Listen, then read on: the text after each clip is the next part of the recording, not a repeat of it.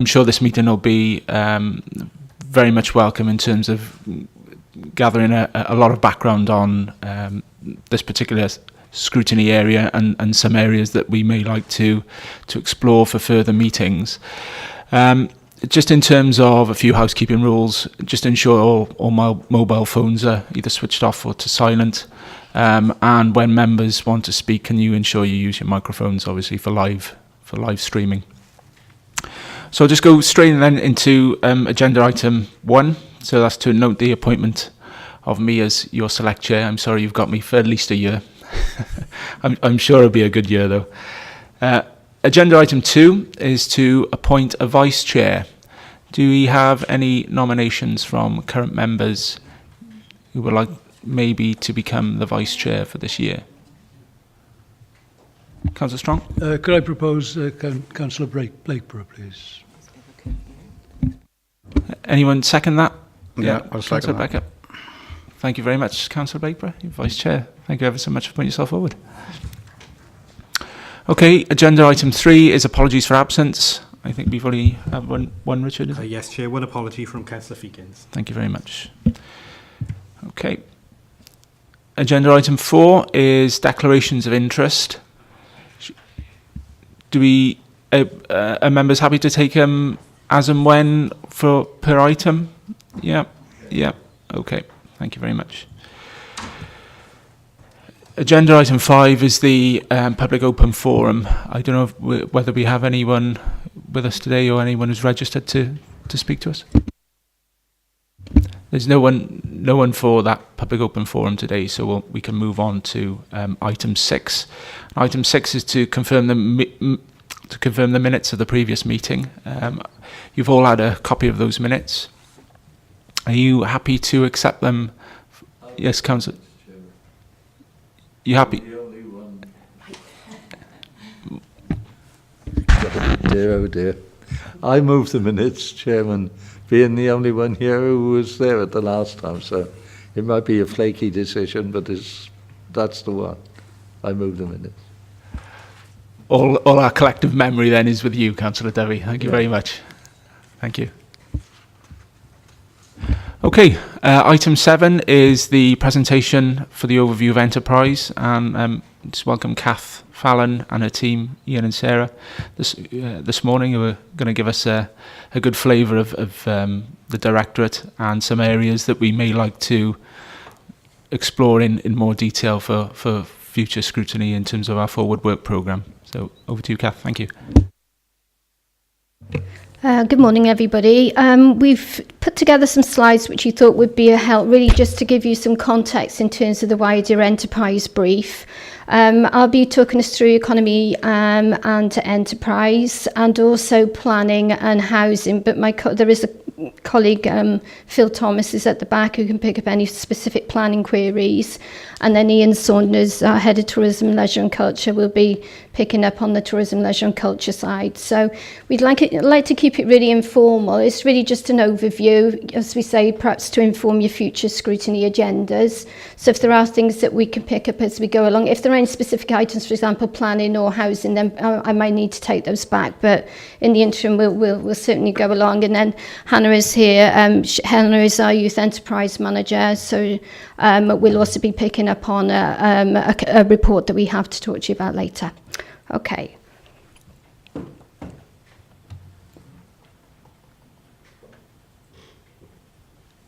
Excellent. Okay. So really just to give you an overview of our activities.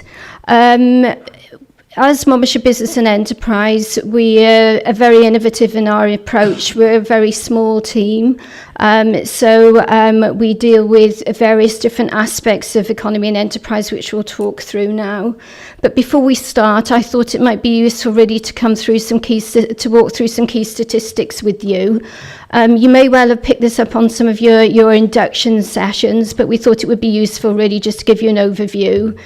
In terms of our economy, we are very competitive and sit just behind Cardiff in terms of our local authority. We have very high productivity and a very high active business rate. And certainly in terms of business births, particularly in terms of self-employment, we do very well as well. We have on average 4,300 plus micro enterprises within the county, predominantly which are animal production are the highest, but closely followed by management consultancy, mixed farming and computer programming. 20% of our jobs are in health and social work, and also in wholesale and retail, so quite a mix really. In terms of our workforce, very high levels of employment. However, in terms of our gross weekly pay, we are behind the UK average. What we find is that those that live in the county as a whole do exceedingly well, but those who live and work in the county do less better. So we're looking at ways in how we can actually improve that as we go forward. We do have some challenges, particularly really in terms of our female workers. That is the biggest sort of issue that we want to really look at as we move forward. Our weekly working average rate for female workers is low in terms of the number of Welsh local authorities we sit just above Blaen y Gwent, so we do have some issues we need to address. We've done some analysis of this, and we feel there is a linkage in terms of the high percentage we have of wholesale and retail, that's linked in with the high percentage of independent shops that we have, predominantly employing female workers, and the limited opportunities there are there for progression and awareness of progression pathways. We also are aware there's a high level of sort of employment in health and social work, and social care is clearly quite a big issue for us in Monmouthshire and is likely to increase in terms of the high percentage of retired residents that we have. So there's something that we need to do in terms of how we address that going forward. Also, in terms of the Welsh economy, they tend to be sort of smaller businesses, as we say, 75% have an annual turnover of 250,000 with only 15% above 500. So really the focus really needs to be on sort of better paying jobs and improving skills as a driver for growth, as opposed to just increasing businesses and jobs. So we do need to look at that going forward, and that's certainly something that the City Deal is picking up as we move on. In terms of our policy context, we work within our business growth and enterprise strategy, which we wrote in 2014. We are in a position, though, in terms of things have really moved on since then, certainly in terms of the Cardiff Capital Region, for example. So we are revisiting that this year ahead of schedule. We feel there's a need to do so. We focus around 3 strategic priorities: driving economic growth and wealth creation, which fits into what we talked about just earlier in terms of the need to raise skills level and GVA, encouraging inward investment and sustainable communities, and also the work that Hannah leads on in terms of nurturing youth enterprise and entrepreneurship. So I'll just walk you through those particular strategic priorities one by one.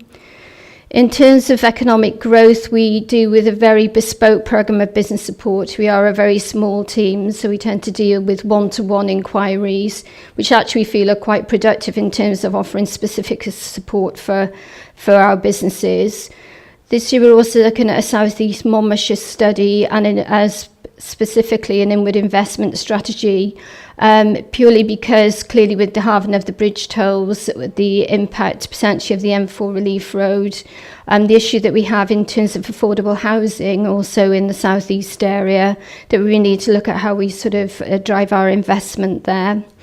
The other issue we deal a lot with is broadband connectivity and ICT exploitation activities. Given the rurality of the landscape, we do have some major issues in terms of connectivity. I know Councillor Blakeborough will know all about this. We did have an innovation pilot that was funded through Department Culture, Media and Sport that unfortunately didn't go so well, and we've in the process of dealing with administrators for the company at the moment. So we have our issues there, and it's something that we really do spend a lot of time dealing with, particularly in terms of individual inquiries, understanding when Superfast Cymru is actually coming, if it's coming at all, and the new programme now for Superfast Cymru 2. So it's something that, say, we do deal with on a very daily basis. We work closely with our chambers of commerce and meet with them together, usually about 3 times a year. They drive the agenda, and really we use that as a liaison, particularly in terms of issues or items they may wish to discuss with specific council officers. And clearly the other thing we're working at the moment is the Cardiff Capital Region City deal as we sort of lead, and certainly through our leader, the Digital Innovation and Business Networks programme. In terms of Invest in Sustainable Communities, we operate the Rural Development Programme, which brings in just shy of £2.8 million, and we are able to fund innovation projects at an 80% intervention rate. They are brought forward by the community and are led by community groups who deliver them. We purely provide facilitation and raise awareness in terms of potential themes that they can apply under. There are also additional funding pots that we can apply into, specifically the Rural Community Development Fund, which we've been successful with. But really it's very much the front door to look at feasibility and innovation with a view to taking those projects forward and mainstreaming them. We also identify additional funding through streams through our Strategic Investment and Funding Manager, where we're looking at high impact innovation programmes, really to look at how we tackle county issues. And recently we've been working with Whole Place and partnerships to look at how we do with our community development and engagement moving forward, but more specifically how we can look at sustainable regeneration and using the funding pots that we do have access to maximum impact, to ensure that we're spending money in the right way and actually to unlock bigger pots of money. In terms of our youth enterprise and entrepreneurship offer, we deal very much with the learning, training, employability opportunities. We operate a European social fund called Inspire to Achieve and also Inspire to Work. Inspire to Work we'll be talking to you about a little bit later.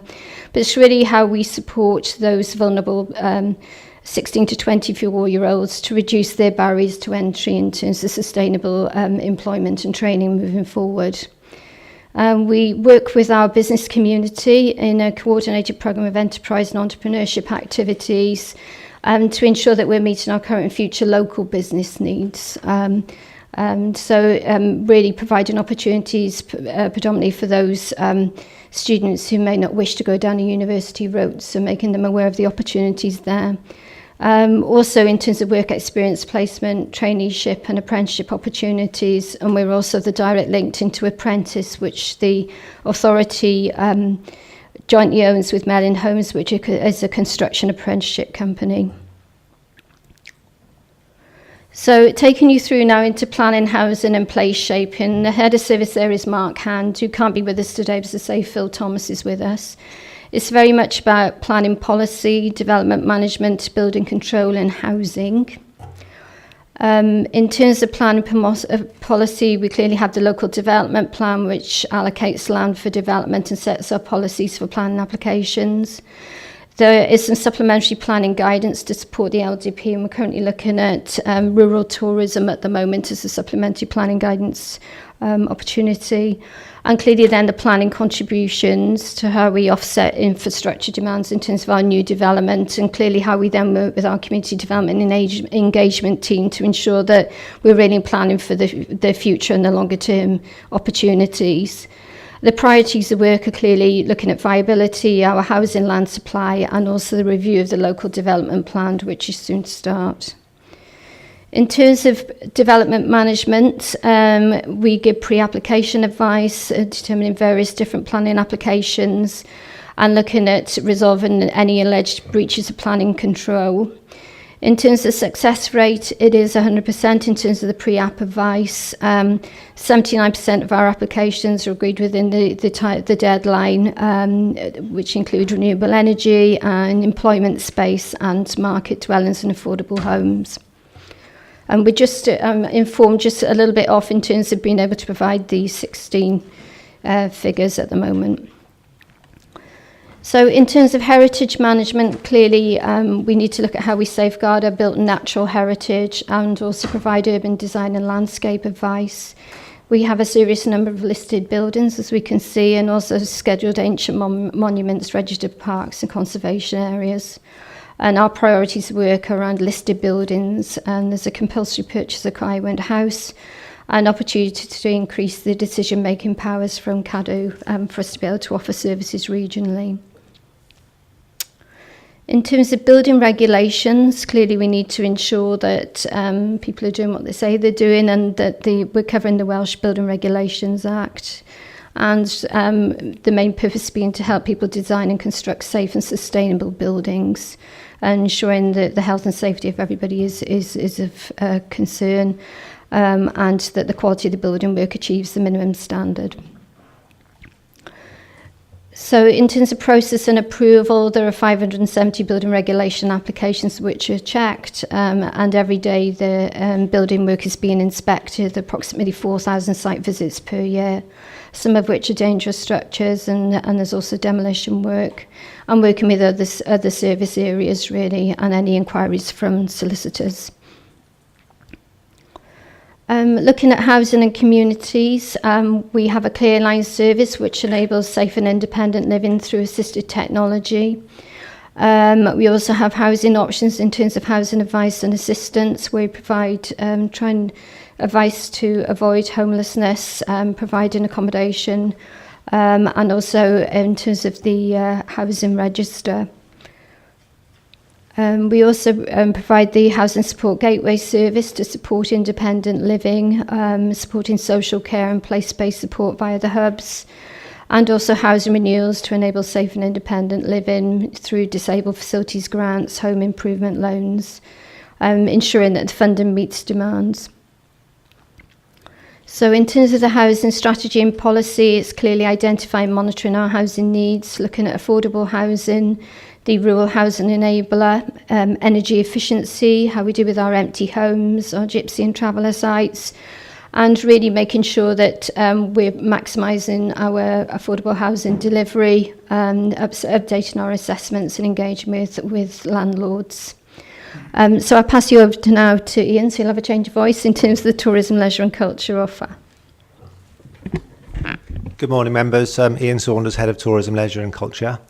I tried to give a really brief overview today of some of the different aspects to our services. Clearly, there's a lot of different areas that we'll be talking about. Probably best if we save questions to the end, unless it's really burning issues you want to bring up with us as we go through. Yeah. Okay. Yeah. Thanks. It's on there, is it? Just that one. Okay. So. I've listed the services we're talking about. Each one of those services they're large services in their own right, and there's lots of components to each one of those.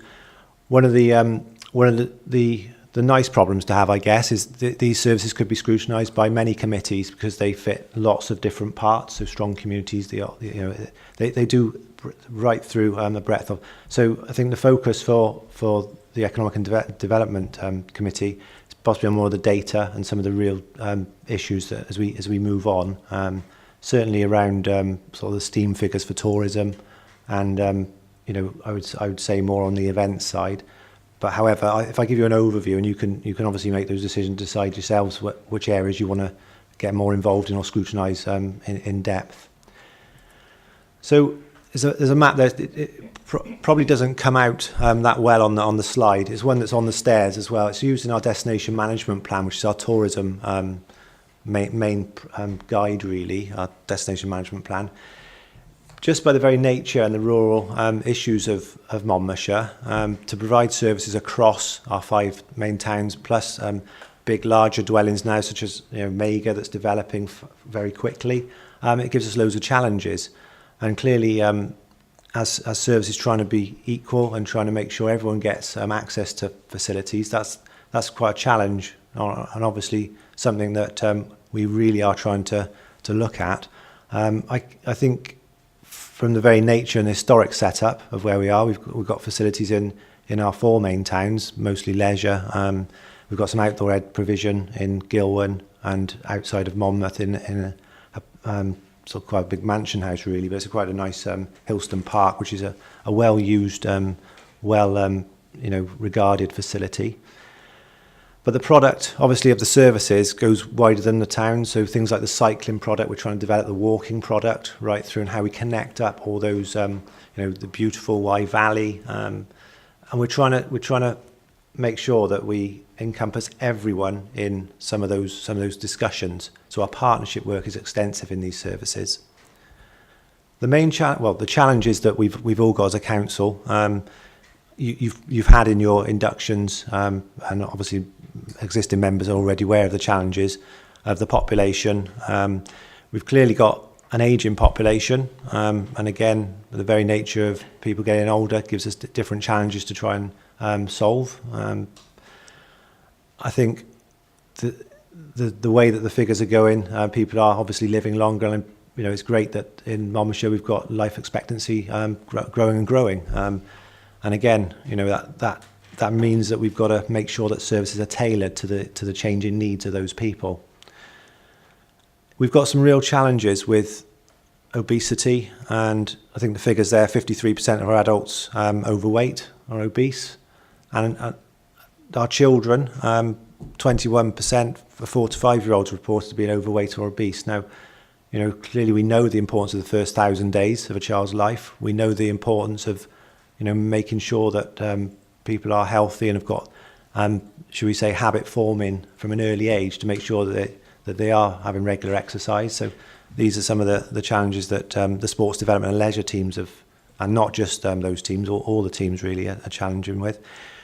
And there's some more figures there about drinking, smoking, and activity guidelines. So some of the areas that you might want to look at, I guess, and how we're trying to tackle some of those areas.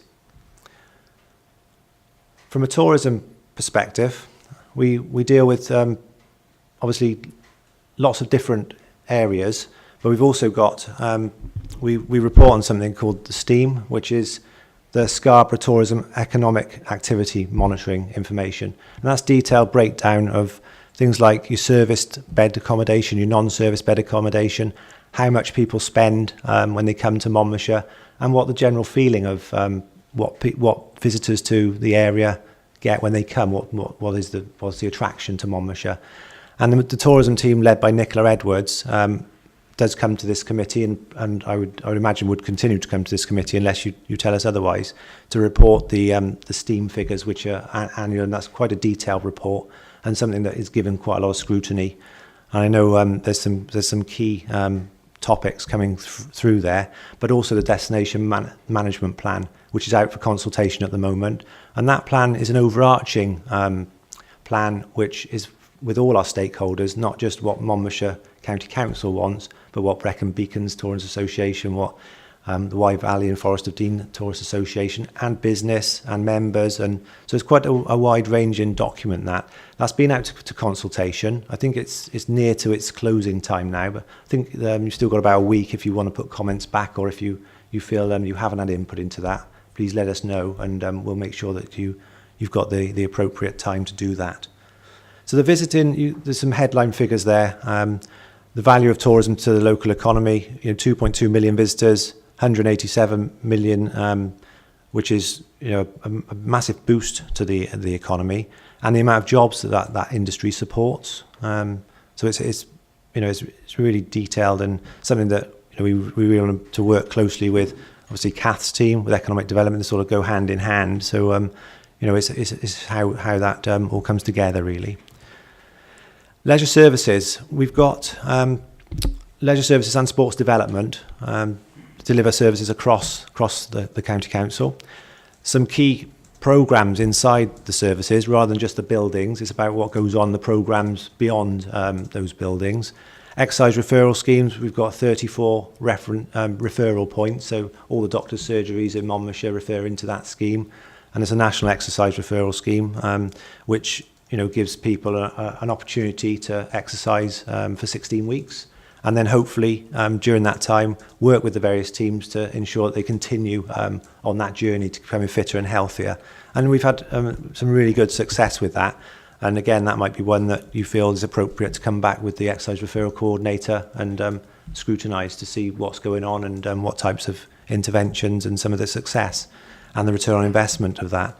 I believe every pound spent on that scheme, and it is a national scheme, so it is scrutinised, every pound spent, and health economics of, economists have done this, it returns £28 of value back.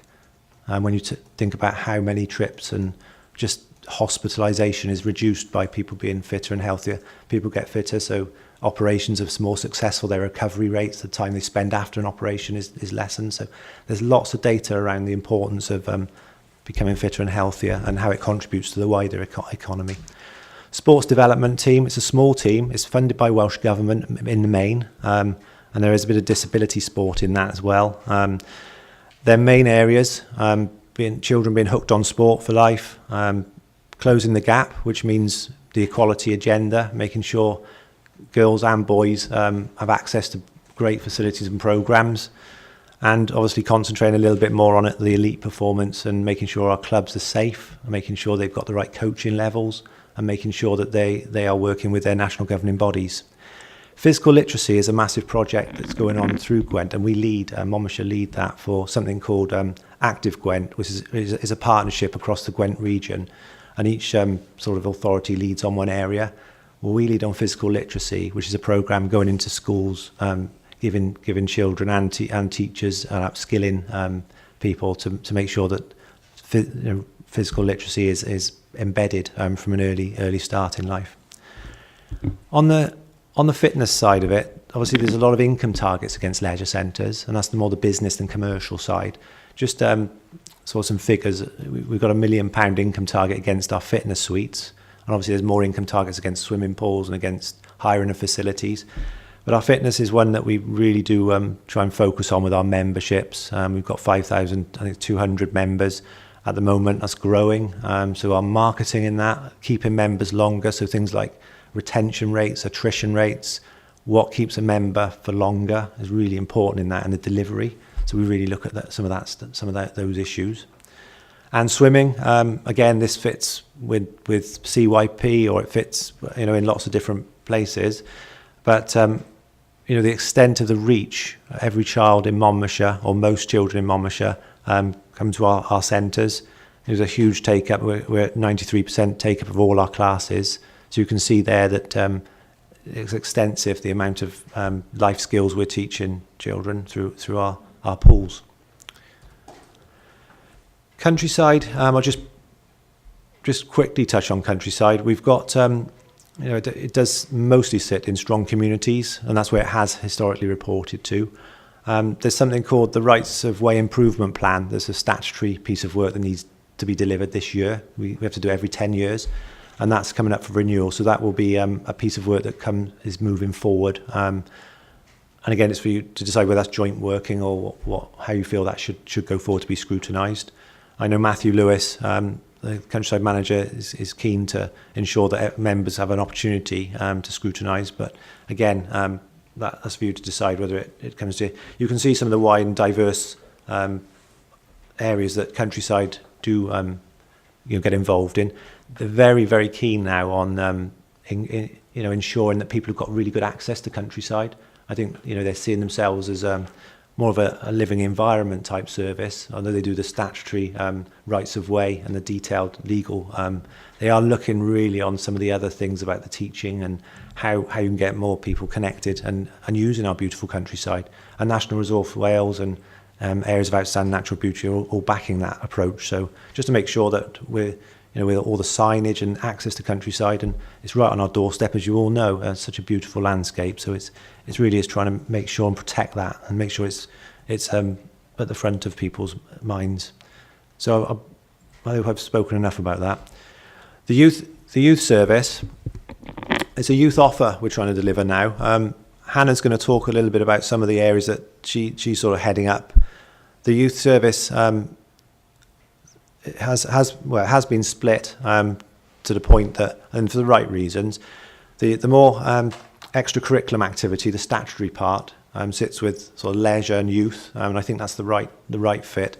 And we're trying to make sure that every child has an opportunity, looking at how you engage. And I think last summer those of you that were at the alternative delivery model presentation yesterday, there was a massive piece of work about engagement and a big conversation that went on with our younger people about designing services around them.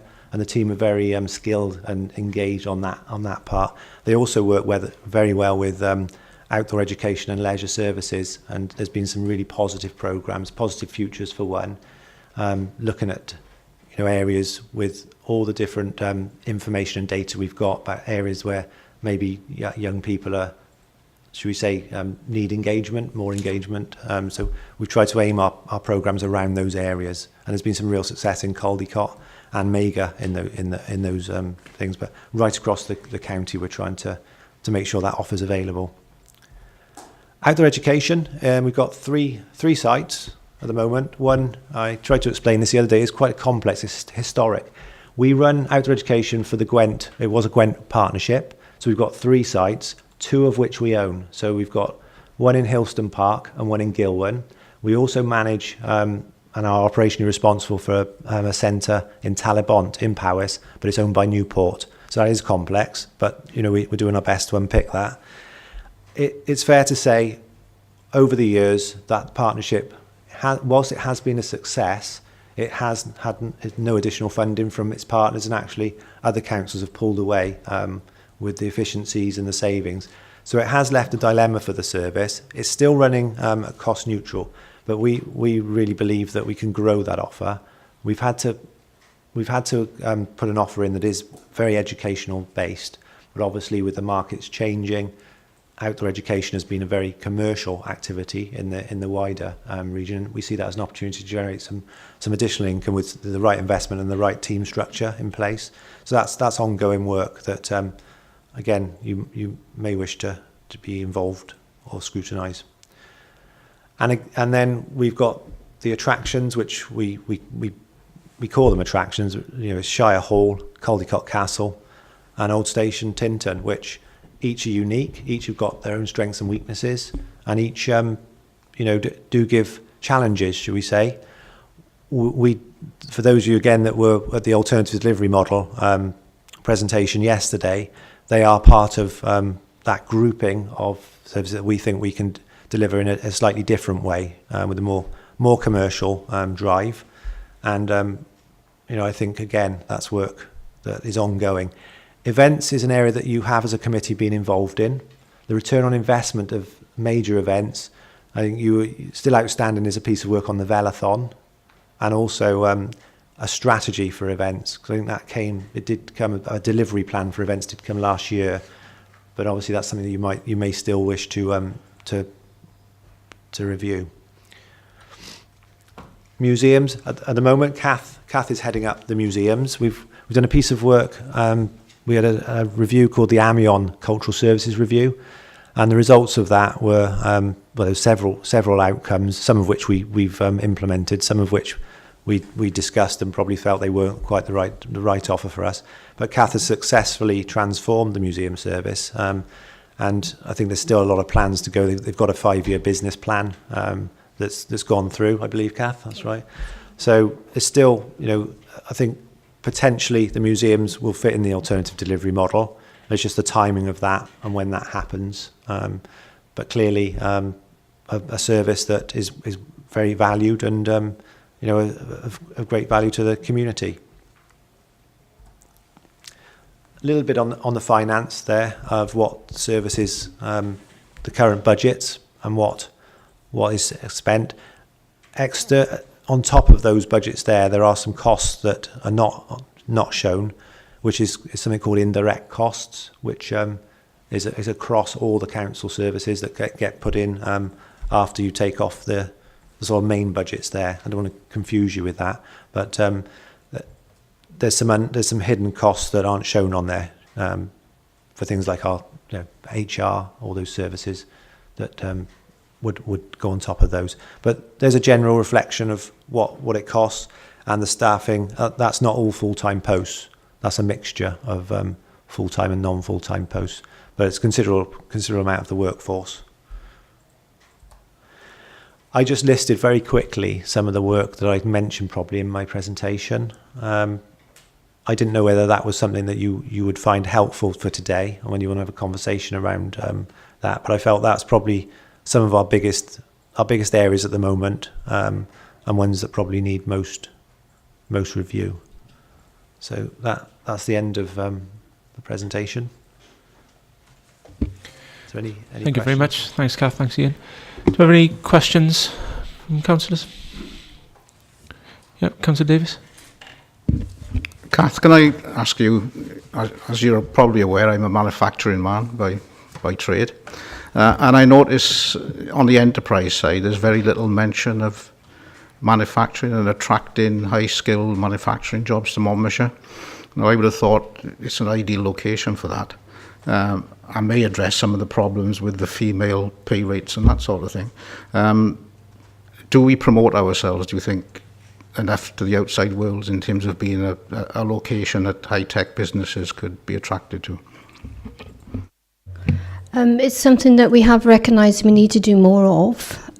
Certainly, I do totally accept what you're saying in terms of manufacturing. It is a big area for us. Certainly, what we're hearing at the moment, particularly in the southeast of the county with the halving of the tolls, I know there was an article in the Argus last week that was saying they're receiving more and more inquiries now, but actually for industrial accommodation. So I think it's something we'll see a lot more of.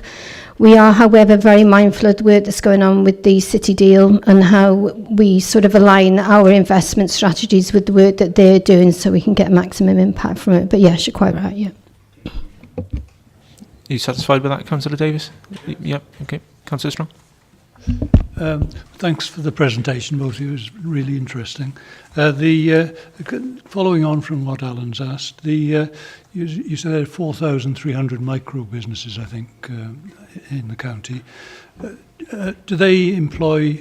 Is it all self-employed, or are there people employed by those little businesses? Have you got any idea of what total employment there is with those micro businesses? And also, following on from Alan's question, we always seem to have been, in the past anyway, we lose out to the neighbouring counties because they used to get development grants and this sort of thing. Is that still the case? And if so, could you perhaps tell us whether there's anything that can be done about that? Usually as a micro business it tends to be sort of less than 10 employees, so yeah, they're quite sort of, although we've got a lot of them, they are sort of small employers really. In terms of grants, yes, it does still happen. Whether that's likely to change now with Brexit, in terms of the structural funds will clearly sort of dissipate as time goes on. They might be replaced with something that's actually a bit more favourable to Monmouthshire. We would hope so. There is this kind of myth that Monmouthshire is this very affluent county that doesn't need support, and we know it's not like that at all. And certainly we're seeing that on the broadband connectivity side where we're struggling, you know, and a lot of our businesses tend to work from home and quite often in rurally isolated situations. So we have a situation where we've had recently where a mast is no longer giving a service to 50 plus premises. That's potentially for us, it would probably be, in most counties, probably less than 3% of those would be businesses. Probably for us, I would say way in excess of that, probably sort of 25, if not closer to 50% of those would be businesses. So it's something we are very aware of and, you know, sort of doing what we can. The Rural Community Development Fund helps us up to a point.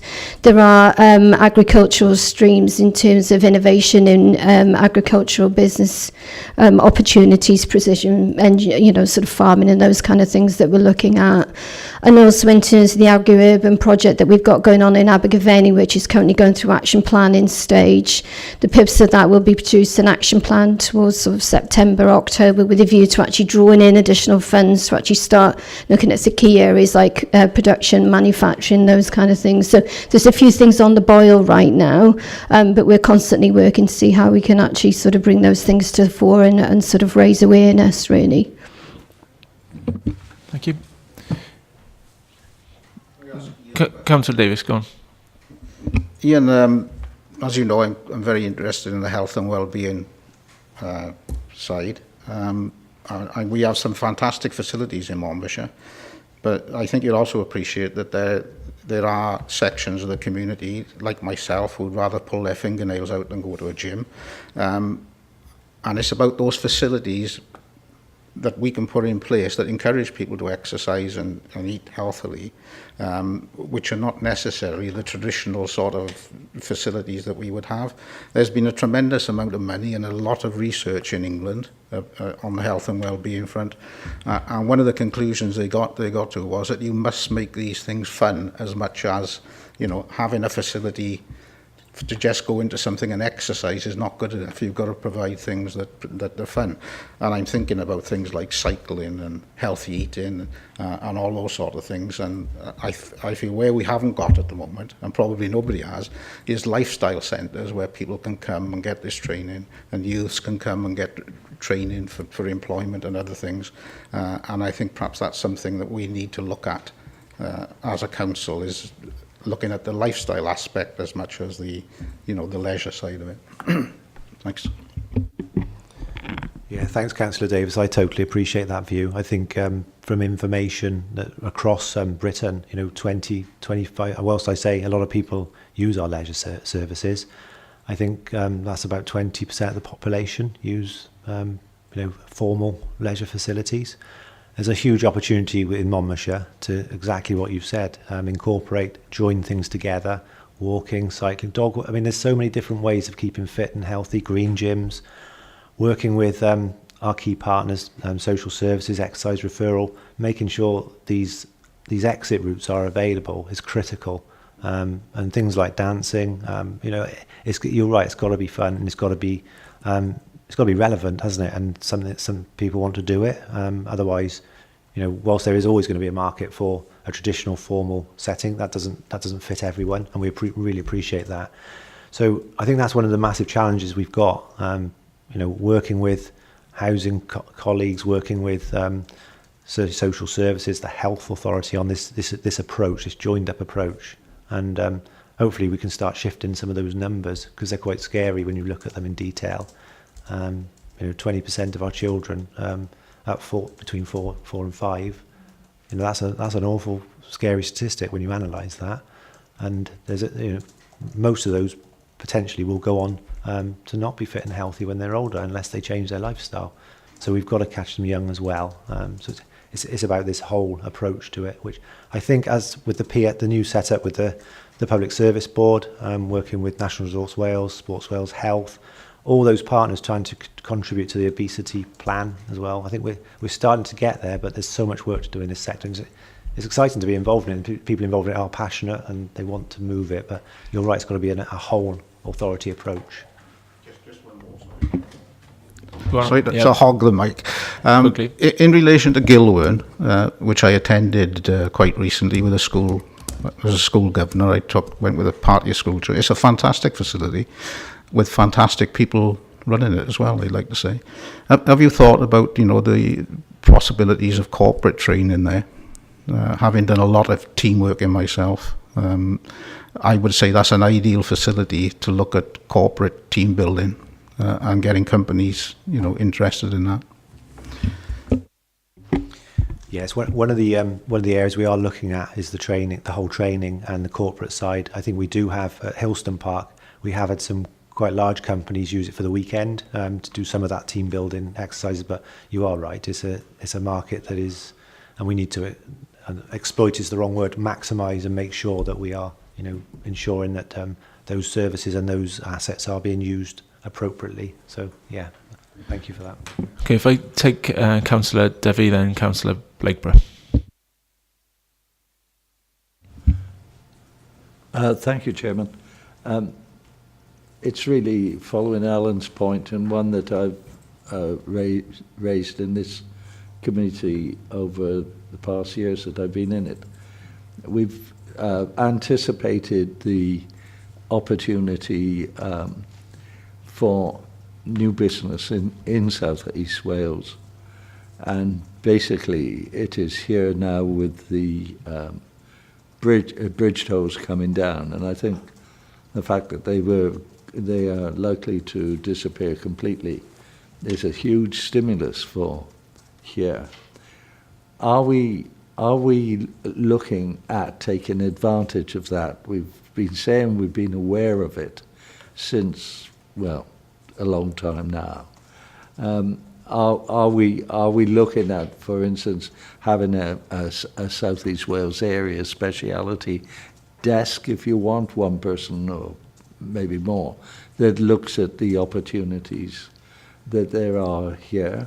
Are we looking at making people across the water in Bristol aware of the advantages that there are here with the bridge tolls coming down and the fact that our business rates are cheaper and property is cheaper across here?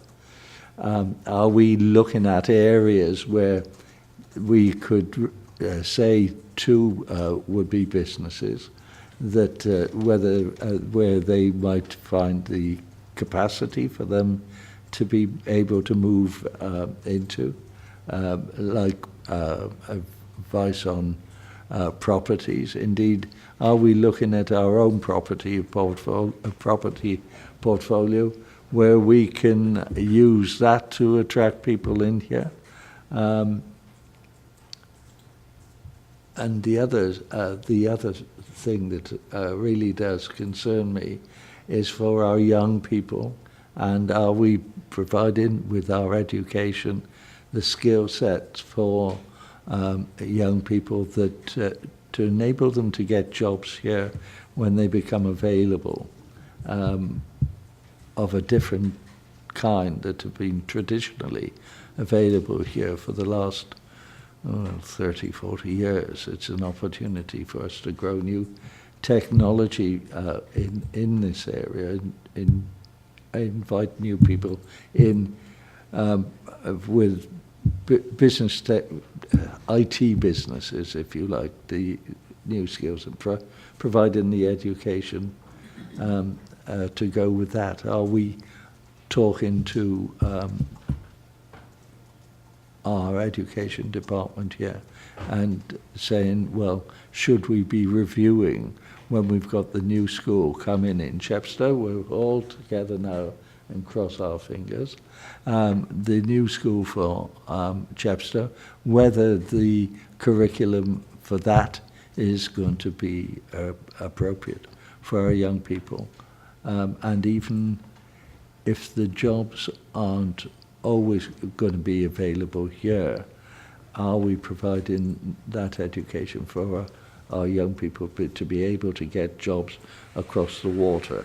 Because if you want to buy a house and if you want to look for a job, borders like we have here between two nations really don't matter to the average member of the public. So we have to think outside that sort of turret habit that we have. I'm sorry I've gone on about a few things there, but I believe they are important in that we cannot say we are aware of that. It's here now, and even with the city concept, you can bet your bottom dollar that we are going to have to pull our weight because the gravity isn't up here. It is still with the valleys and further to the west of us. Thank you, Thank Councillor you. Devi. I'm conscious you, there's quite a few things there for you, Kath. Thank you, Councillor Debbie. Yeah, I mean, this is a conversation we've been having, yes, as you know. Yes, we are aware. We are looking at a specific study to look at South East Monmouthshire, particularly in terms of our specialist growth sector areas. We do offer bespoke searches for companies who are looking to relocate here. And we do find that one-to-one support is more specific, that is tailored to their needs, is actually what they want rather than just a generic service. We are looking at our inward investment strategy, but it would be nice if we had a budget that went with it to promote ourselves as the county to come to, given the opportunities that we have. Clearly, we will ride the wave in terms of the Cardiff Capital Region, but that might be something you want to consider going forward. We do have a specific website to promote our area in terms of economic development, but we do the best we can within the constraints that we have, but we are doing it on a very daily basis. In terms of skills, we are working with Skills to Influence, what we see as the opportunities going forward, and we are working with business to ensure that we know what those opportunities are, and particularly in terms of the work that Hannah does in terms of youth enterprise and youth entrepreneurship. That's something that we're taking very seriously and moving forward. So yes, we are aware, yes, we are doing things about it. But as any business, we only have so much in terms of capacity and budget to actually promote the county to the best ability that we can. So it might be something you want to consider going forward. I'm going to ask a supplementary on that, Councillor. Yeah. You've hit the nail on the head. You said within the budget that you've got at the moment, the $64,000 question is, bearing in mind the opportunity that is available to us, are we giving you the budget that is adequate for you to do the job properly? It's a bit of a loaded question. What I would say is... Well, it isn't. It might be a political question. Well, I understand that. But the fact of the matter here in this committee, we are talking about what we believe as members of this committee are what is appropriate for you to be able to do the job that we think that is necessary. And if we don't think you are, then it is down to us to come to a recommendation to the Cabinet and whatnot that they should look at it and change it. I mean, this will go by us again, and we should not miss this opportunity. There's no issue here of political correctness. This is basically all about the well-being of the county and the people in South East Wales particularly. So, I think you can feel free to say what you like when you're asked a question by the committee. I'm not trying to put you in a difficult place. I really am not. I'm just saying that basically we're here to ask questions. And if you don't feel that you can answer, say you don't feel you can answer, and that will mean that we can ask the question elsewhere. Okay? Thank you. I thank you for the question and the opportunity. When I look across the border and I look at some of the promotion material and activity, for example, that's going on in Gloucester, Cheltenham, areas like that, I do think there is more that we could be doing. Certainly we could have a bigger impact if we put some more weight behind it. Okay, Councillor Blakeborough. That was a very good start, wasn't it? Yeah, thank you. First of all, I just want to thank you for the presentation. It's such a huge area, very diverse. You're crossing all the different departments. I sort of need to take it away to look at the detail of each area, and I think you've come up with some good ideas of areas that we need to look at in more detail and to scrutinise. So I've written a little list for later on in the meeting.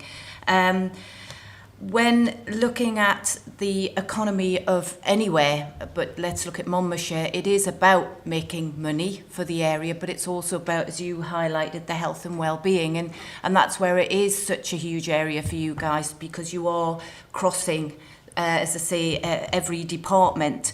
So sort of one of the questions on that aspect is in terms of your communication systems within Monmouthshire and beyond to Welsh Government to ensure that there is this collaborative working which is efficient and effective right across the board. So I'd like to know a little bit about your systems. So how do you keep in touch with each other? I'm just aware of, I was at a meeting this week looking at mobile phone reception, which is another area that we need to kind of look at.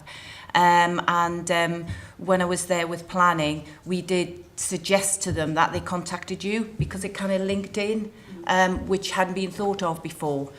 For me, it was a natural thing. If they're coming in to do mobile coverage throughout Monmouthshire, then it does sit with your directorate.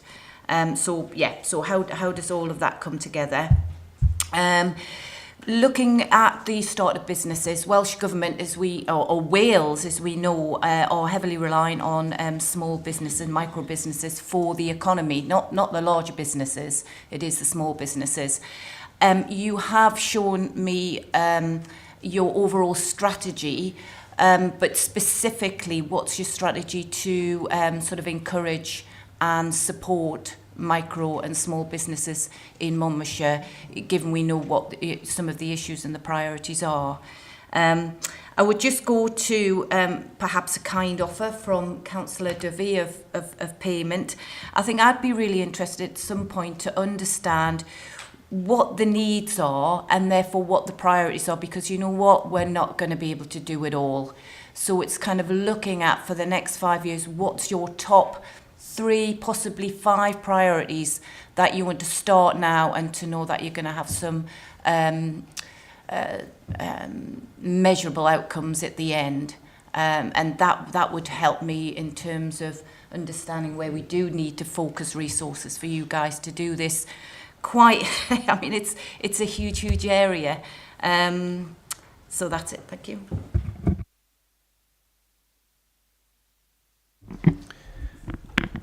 I'll comment on how we try and keep in touch with different departments and different organisations. And one of the things that is clear in each of those services that I spoke about, there is regional and national frameworks and boards. So there's a lot of meetings and catch-up events throughout the year. So, for instance, I chair like a regional, it's called Active Gwent, which is the chief execs of other trusts, leisure trusts, and in the South East region.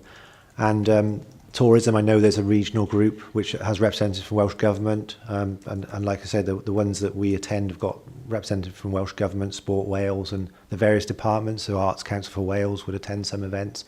So I think those and I know Matthew Lewis attends regional working groups for Countryside, and so there's quite a good structure on how we keep updated and informed. Internally, we obviously have the MTs, our service plans, and our different departmental meetings. I think some of those questions are the right questions. I think we could do more.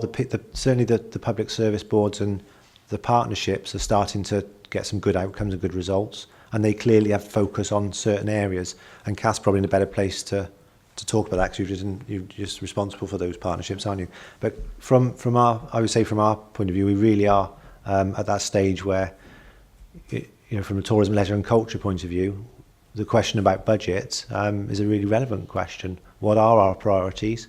When I say, if you spend £1 here, you'll save £28 over there, there's some big returns there. And, it is about setting out these comprehensive cases to what do we want to achieve as an authority over the next years. So, yes, it's a great question. But I think from the communication side, there are structures in place, and maybe it would be helpful if I circulated what those structures are and where each place reports and what the ultimate reporting structure is for those services. Okay, thank you. Kath, did you want to come in on that?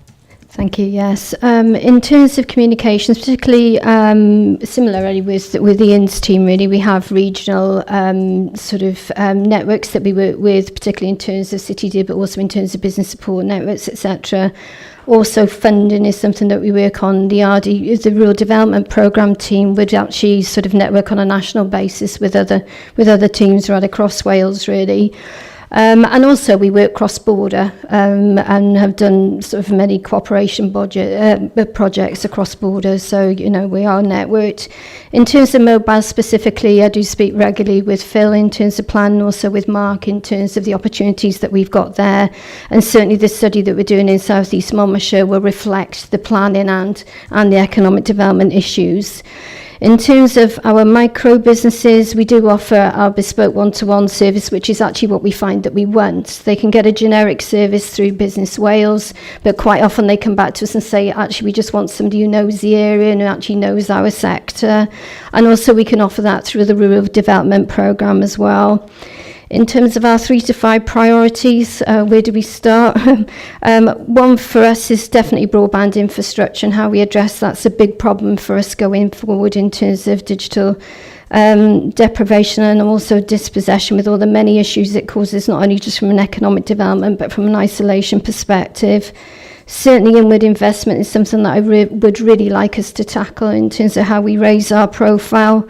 We are so strategically placed, and we do have an opportunity now to make a big difference. Also, how we look at how we maximise our funding streams. Quite often we're told, well, we can't get anything in Monmouth. The reality is we can. We just have to think about things in a different way. And for me, it's looking at how we sort of look at the opportunities we've got in terms of Section 106 as well and maximise that. How we look at our area funding in terms of our area committees, for example, and maximise that. So it's really looking across the board and actually across directorate. Also looking at apprenticeships, training, that's a big area that we need to look at internally as well as externally. We're not doing enough, and we all accept we're not doing enough. Ian touched on the community engagement review that we've just been undertaken. We're just bringing to a conclusion, where we've been looking at the strategic direction of Whole Place. We've been looking at how that links into the work that the partnerships do on a statutory level, and also how that links into our funding, links into our 106 agreements, links into the work that our rural development programme team, because they all work together very well informally, but we're looking to formalise that structure a bit more now, really. So we're not missing these opportunities, and we're working together to really create better opportunities for our county as a whole. So there's a lot in play, but it does actually we are joining dots as well. So. Okay, you satisfied with that, Councillor Beck? Yep. Just a quick observation as well. Two. First of all, I just want to thank you specifically about the broadband disconnection that was had, because I think Monmouthshire County Council swooped in very, very quickly with their mind on those poor people left without any connection at all. As I say, I'm just very mindful that you're working really hard on that area. Just secondly, really, although we do see that our population is ageing here in Monmouthshire, I don't really necessarily see that as a drain, but actually there are future volunteers that will bring in the riches of Monmouthshire. So, just observation. We'd all agree with that. Our volunteering rates are at 63% of the population, so the highest in Wales. So certainly the social capital is immense, and we are working with that. So it's very much again about how we join the dots and make it happen. But thank you for your comments. Can I take Councillor Roden and then Councillor Becker? Thank you very much for your presentation. It's been fascinating. This is all new to me. My background is in manufacturing, pharmaceuticals and biotechnology type products. In that area, we have a lot of targets, and we understand when we are successful with things. I just wondered, do you have targets, and how do you assess if you're being successful or not? Thank you. Thank you for the question. It's one that is really challenging, that certainly on the health and wellbeing side. There are annual and different reviews and different types of should we say, when people go and do questionnaires and things to fill out whether people are getting healthier, whether they're socially isolated, whether they suffer from rural poverty. But to measure some of those softer targets are quite difficult for us. Obviously, from a business point of view, we've got service plans, we've got budgets, we've got some targets, for instance, in leisure centres, which are reviewed, visits to leisure centres, whether that's a good gathering of data that actually explains how healthy a community is. I would probably say not, but it is something that is there as a target. You know, how many people visits a leisure centre per thousand of the population is one of our Welsh Government indicators, should we say, of performance. I think there's a massive piece of work to be done there on how you measure a healthy community, and it's something that is being looked at by a lot of different academics and a lot of different places. Things like tourism, with the STEAM figures, it's quite measured on whether we're making a difference. So I think if you're looking at the minutiae of services and how they're performing, like in certain services. You've got targets about engagement, how many people, how many children, like for a youth service, and there's quite a lot of different performance indicators.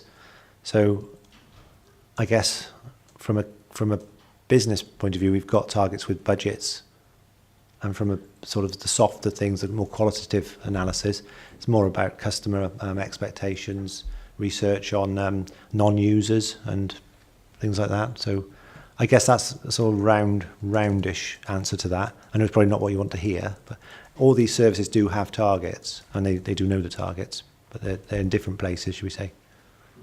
I recognise the difficulty of these assessments. There's also the area of business startups, which is a lot easier to measure, I would imagine. And secondly, do you have any targets in that area? Which would be quite interesting to hear. Thanks. Thank you. Yes, we do. We have discussed this in the past, really, and really, I think the question we always come back to is attribution. Are we measuring us as a service, or are we measuring the economy?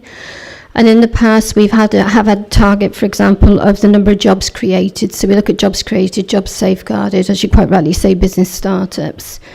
But also we look wider than in terms of how we sort of measure the impact and the authority in terms, and in the county in terms of GVA and that kind of thing. What we found before with jobs created is actually, as a service, it's difficult for us to say, well, as a direct result of our intervention, that company started there. We can facilitate in terms of bespoke searches, or, you know, in terms of property and things like that they might want to do, or put them in touch with networks. But we would say it would be very difficult to say it's purely as a result of the work that our team did that those jobs were created. So we agreed then last time to actually say, well, actually we put that as a reflection on the economy rather than a specific.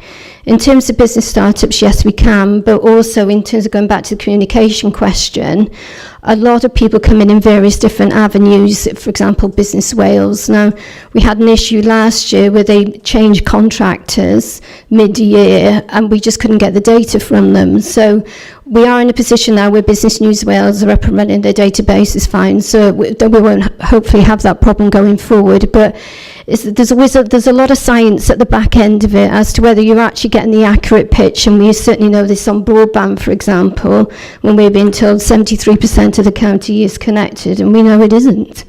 You know, so it's just understanding how much you believe of the numbers and how much you then sort of take apart those numbers and actually work out for yourselves with your own sort of understanding as to, well, yeah, we believe those, or actually, no, we want to question those from partners as well. So it's ongoing. Just one more thing, possibly. Following on from Councillor Dovey's question about the budget, are there opportunities that you've missed that if you had more money you might have gathered and netted? It's the lost opportunities, really, that you think you could have possibly got if you had more resource. Thank you. I would have liked us to have been more on the front foot when we start the conversations about the bridge tolls halving. I would have liked us to be at the front, sort of absolutely sort of waving the banner, come to Monmouthshire. I mean, what we're happening now is it's happening naturally. And then we also need to look then about displacement. Would that have happened anyway without our intervention, which I think is the question you're coming to. So yes, it would, but would we have had greater impact? I think yes, we would have done if we'd have been more on the front foot, but it doesn't mean to say the opportunity is lost. I think we just really need to grasp it going forward. Okay, thank you. Councillor Becker. Thank you, Chair. Fascinating stuff, guys. Loads to get our teeth into, which is really nice. I'll try and keep myself to 3 questions. For the time being. First of all, there was a bit of conversation about the Great Western Cities Powerhouse report, which is the corridor between Bristol and Newport and Cardiff. How much have we done in terms of putting our hand up to make sure that they realise that Monmouthshire can service all 3 of those areas, and indeed can provide the kind of skills that that sort of innovation economy needs? And with that in mind, my second sort of inquiry is really the STEM curriculum of education, science, technology, engineering and mathematics. How much do we look at that and how it feeds into leisure services that we offer on a technological basis, such as code clubs, and any kind of work placement, and moving on into what City Deal is offering in terms of software academies and tied to the metro stations, and further on then into incubators and innovation. Have we actually got a holistic lifetime plan for somebody who's a bright kid in school at the moment, and we want them to stay in Monmouthshire and create the kind of businesses that we're aspiring to? And thirdly, do we have any kind of overview plan for the ageing population leisure offer? Not in the sense of just we know it exists, we've identified it, but things like Monmouthshire doesn't have any walking football associations in it, and you know those kind of elements would be, you would have thought, something that we'd want to encourage, you know, going forward, to have all these volunteers all nice and fit and healthy so they can volunteer. So yeah, I mean, just those three for the time being. Thank you. Okay, if I take the first two and then Ian can pick up about the walking football. He looked like he was very excited about that. In terms of the Great Western Cities Powerhouse, yes, those conversations have been going on a while. It was actually a conversation our Deputy Chief Exec, Kelly Byrne, and I had with Business West a while ago. But I do understand they're going on at a political level, but could they be... I don't know, could we move it on quicker? I would hope so. We do have those networks there informally, but it would be nice to sort of do something more formally. I do think there are huge opportunities for us to work cross-border. We're a border county, you know, and it's only really governments that recognise borders. People don't. So, yes, absolutely opportunity there. In terms of your STEM question, yes, we're aware of all the opportunities. The pathways are there. Are they very visible? I'd say not as visible as they could be. It helps that we've got the lead in terms of the innovation and digital business networks in terms of Cardiff Capital Region. We have tried several times to look at incubator spaces, and I am now really pleased that somebody's taken it up in Abergavenny and looking at it. So I would hope that would be something we could really move on. Software Academy, yes, we work with them, similarly with Innovation Point. So we're in those networks, but I don't think the pathways are as clear for students as they could be. So certainly a piece of work to be done there. Thank you, Councillor Becker. Well, you'll be pleased to know we do have walking football at Caldecott, and it's the most competitive thing I've ever witnessed. There's red cards, yellow cards. So it is something that it's been a massive success, and it's something that we want to roll right through all the different towns, because you know clearly there's an appetite for that, and as are many other sports. And I think you're right. We need to be more joined up on what the offer is for the ageing population, because they want to have fun. They want to, you know, people. Our exercise referral scheme. You know, we've got people in their 90s, well into their 90s, doing incredible stuff and swimming. So it's definitely not a problem. It's an opportunity, as I think someone mentioned earlier. And we just need to embrace it and think about, obviously, have those conversations with those people and see what the offer is going to be. But clearly, it's something we're really thinking about, the services of the future, and what we can need, because they are slightly different to what we've got now. We'll say that. So yeah, thank you though. And if you want to join, you're more than welcome to have a go. It's probably about all I can manage when it comes to football, to be honest. Councillor Davis. I'd like to say that I think Councillor Dovey has hit the nail on the head here, because from the discussions we've had, we've got some fantastic facilities, and there's a lot of hard work going on in Monmouthshire. But if we don't promote Monmouthshire, then how do people out there know what the opportunities are? And I think, you know, in terms of your budget, a little investment in promoting Monmouthshire can lead to a fantastic return on that investment for the council. And I think it's something this committee really needs to look at. How do we promote our county? I don't think we're doing it well enough at the moment. And I think there's an opportunity for us in the future. Thank you.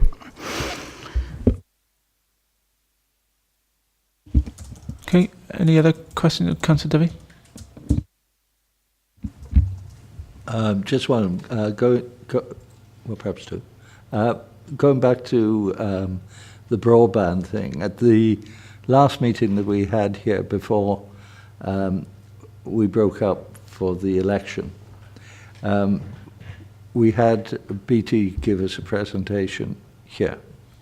And to say it was a disgrace is a little short of well, it was a disgrace. The point that is obvious with this BT Openreach contract that they have, that as far as I can see, and came out of questioning, BT have to put in, if you like, so many connections over the area on a monthly basis and that sort of thing. But that is the simple part of it, because they will, under this contract, only go for, using the phrase I used at that meeting, the lower fruit. There is nothing to compel them to go into the areas that are key for the likes of us. And I suspect there are other counties that have got the same problem. But while this contract is in place, there is no way that we are going to get the service out of Openreach in Monmouthshire. Bob Greenland was here, and he agreed with that. And he basically said that the county is being hung out to dry by BT and Openreach. What are we doing to challenge this? Because it's something that should be challenged. And if it was the agreement was negotiated by the Assembly, then the Assembly should have their failures pointed out to them, and whoever negotiated the contract should be out road sweeping or something or other like that, because that is just a disgrace as far as fair play and a level playing field for all the other counties. The valleys, of course, and this isn't being parochial, but the valleys will not complain because they are getting the connectivity, because it's easy for BT to do. And if I could just hop on to one other thing. We were looking at the TICs, and we were given Chepstow particularly, I think it was a period to come up with a plan with regard to seeing Chepstow TIC open into the next year. Have we any idea where the progress is going with that? Because in Chepstow we're doing just about everything we can to create interest in the town. And everybody, as we're on screen, I will say that this weekend we have the 950th anniversary of Chepstow becoming a settlement, the church, and even the castle. It is going to be absolutely great, folks. And there's going to be processions through the town. There's going to be picnics and everything else in the castle. So there's a lot going on. Chepstow is doing the best it can. Having got over the commercial now, could you tell me how far we're doing with the TIC issue? Yeah, the TIC, as you know, has been quite a difficult situation over the past years. We've got a budget now for this year to ensure that it is open for the year, so there's some confidence behind that. We've been successful with a couple of grants and bids to make sure that there is good communication with companies, coach companies and tour companies. There's a lot of product development going on down there. We've had conversations with Chepstow Chamber of Commerce, and obviously I think you're right, there is a big appetite to make sure that Chepstow thrives at the moment. And I know that it's going to take partnership work, and it's going to take a lot of, should we say, change from the current model. We respect the fact that there have been difficulties with that service, and we need to make sure it improves. So I think this work is ongoing, but there is budget to ensure that it is, because the confidence behind it is growing. And if you start closing, it means that people pull out, and some of the income that you can receive through that just dwindles. So by at least having it open for the year gives us an opportunity to work with partners, put in a product that's a bit more, should we say, consistent and more sustainable. So it's work that's ongoing. I'm working with all the key people, the town council, the chamber, and local ward members, and Councillor Becker's. We have discussions about that as well. So it is right in the front of our minds. So hopefully we won't be left with a last-minute decision where we're sort of scrabbling around to put something together again. We should have a working plan in good time for the next year's event. Thank you. Councillor Becker wanted to come back on that. Thanks, Chair. It wasn't actually on the TRC, it was more just a quick question on the broadband. It is true that BT get paid to put in a certain number of lines, and that doesn't actually help our county at all. Do they have any qualitative responsibilities at all, or is it purely quantitative? So. Thank you. I'll pick up the two questions at once, if I may. They are, they have a 95% coverage target for broadband, and that's across the Superfast Cymru programme. They've just undertaken an open market review to enable them to find out where the hard-to-reach properties are. Needless to say, there's quite a few of those in Monmouthshire. We are just awaiting the results of that analysis, which I'm told by Welsh Government should be any day now. That will then inform the Superfast Cymru 2 rollout programme, which is more likely to be fibre to the premise as opposed to fibre to the cabinet. The difference will be that it's going to take a lot longer to actually roll the programme out. So although once it gets to people's properties, it will be a high-speed service, it's going to take a long time for them to get it, I would say.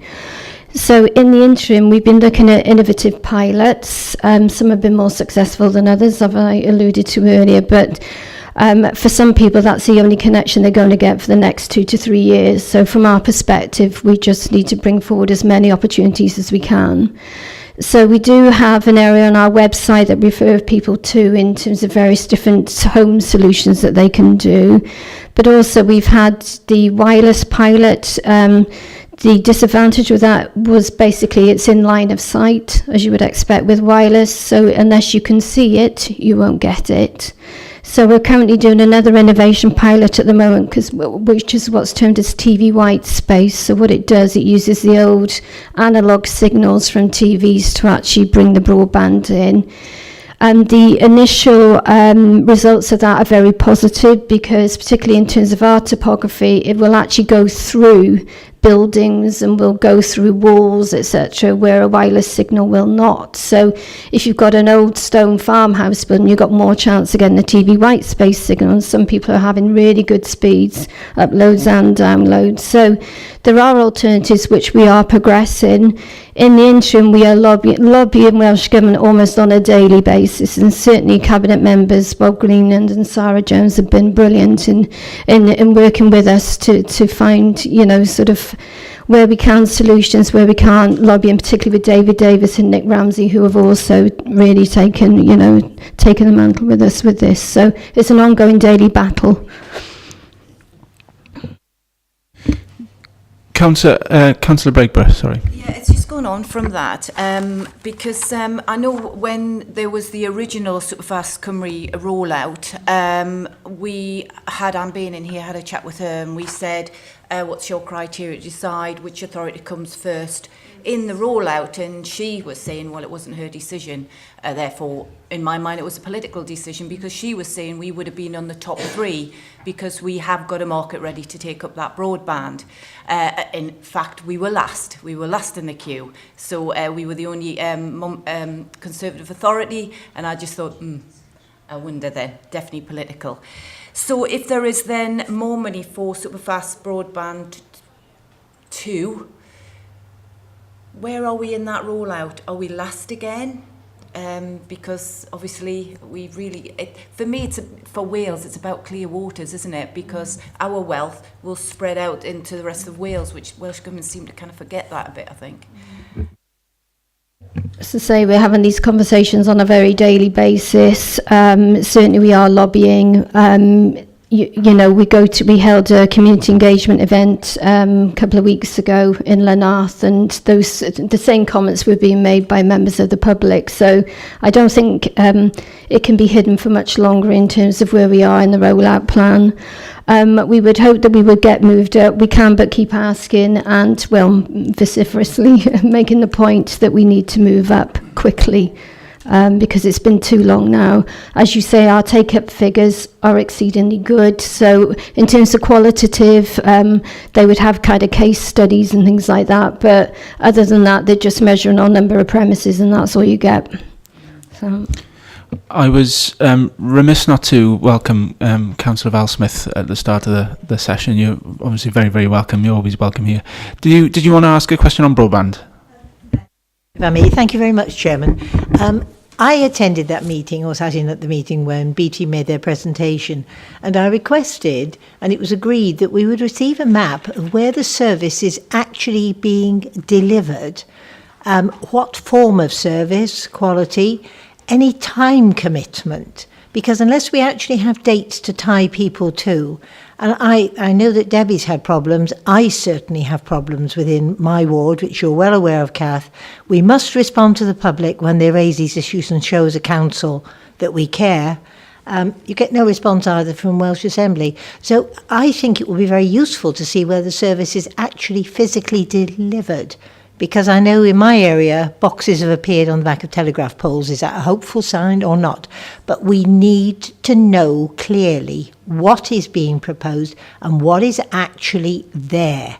Because I know Debbie's got problems. I know I've got problems. There are places where there aren't issues. So if we could chase BT for that, I'd be very grateful. And thank you very much, Chairman.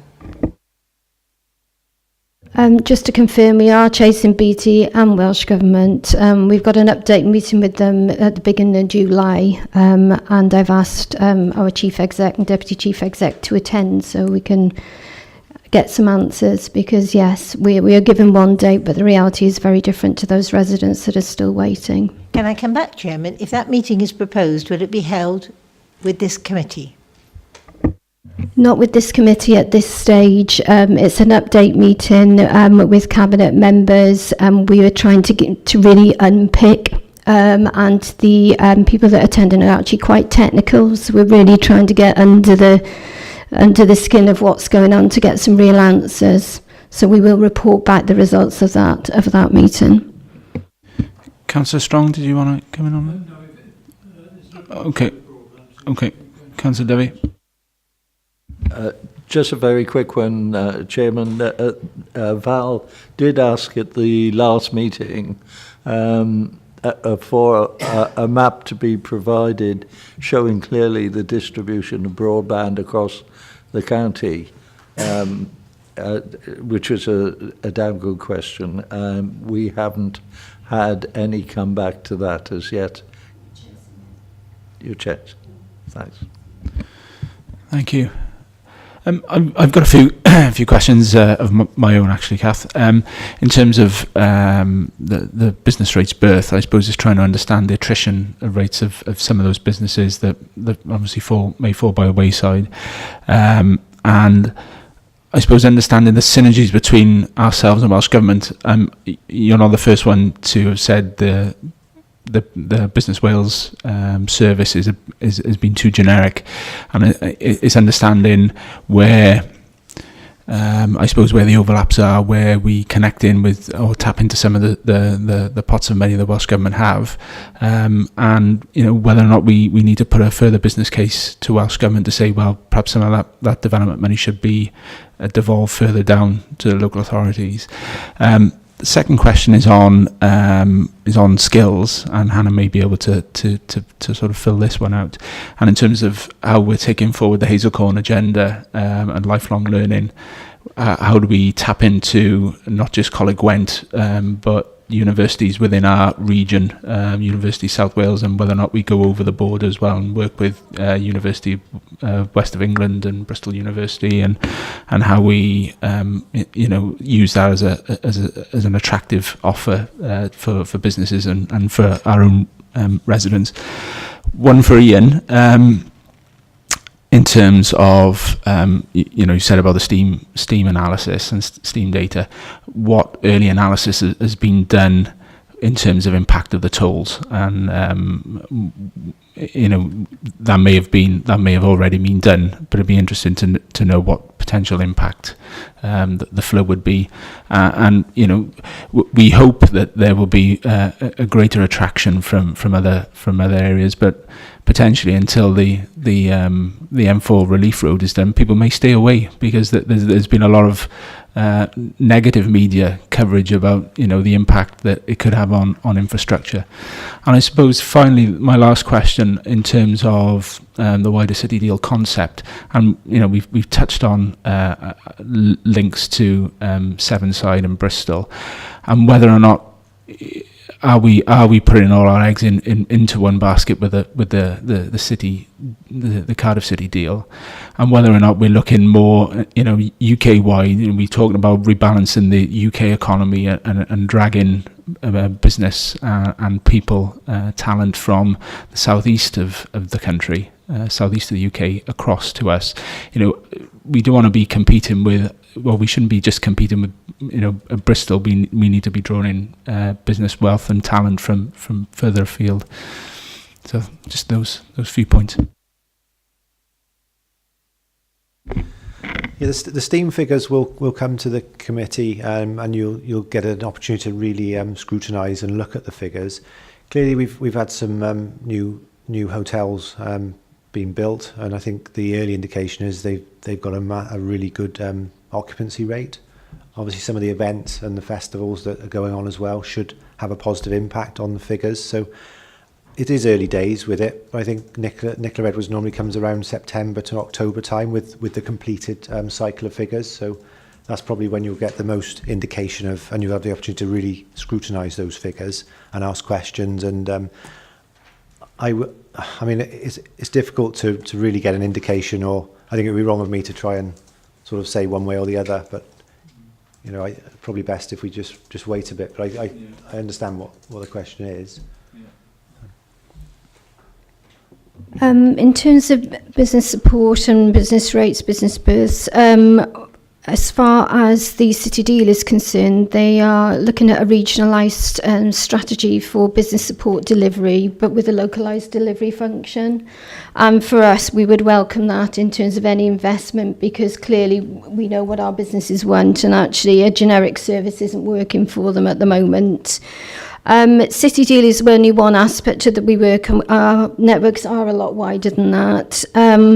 We work quite closely, for example, with a company called Kinetics, who are based in Malvern, are very much an innovation company, sort of an MOD spin-out, who are big in innovation and cybersecurity, and many others, really. So they are physical networks, sort of a lot of it's on personal relationships and bringing opportunities forward in terms of working with them, but also on social media as well, where we've sort of, certainly our chief executive is very vociferous in terms of promoting the county and the opportunities that there are. So we are coming at it from very, very, various different angles, but not just about City Deal. Okay, thank you. My question was around skills, Coleg Gwent universities.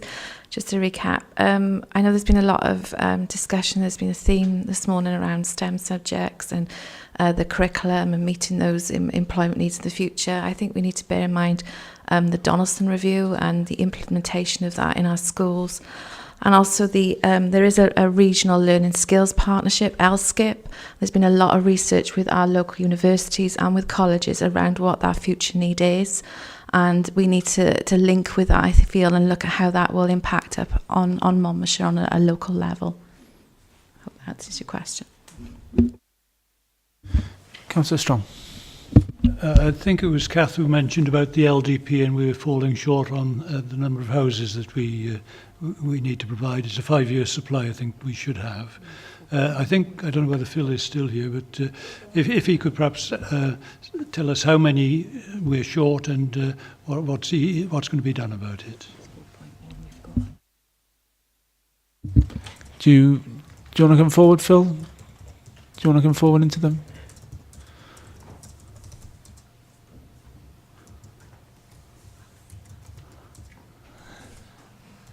Thank you, Phil.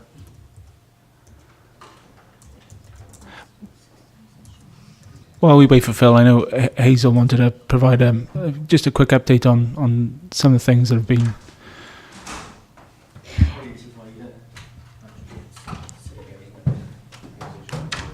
Just a quick update, because it's been brought up through the discussion this morning. The Tourism Destination Management Plan, we've sent out an email to all members to remind them that there is still an opportunity to contribute, and I've asked that the deadline for that be extended slightly to give you a little more time.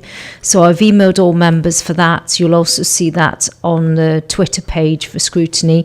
In terms of reporting to this committee, it's been suggested that the 19th of October would be an appropriate timescale to bring the actual draft plan following the consultation to you, so we can discuss that under the work programme, but also to reassure you that in terms of upskilling young people in schools and providing the right educational package for innovation and the sort of needs that we'll need in the future, Sian Hayward has asked if she could come to your next meeting, your July meeting, to talk to you about ICT in schools and STEM. So we've got that covered as well as initial start, and I'm sure you'll want to discuss some of this under the work programme. Thanks, Chair. Thank you. Phil?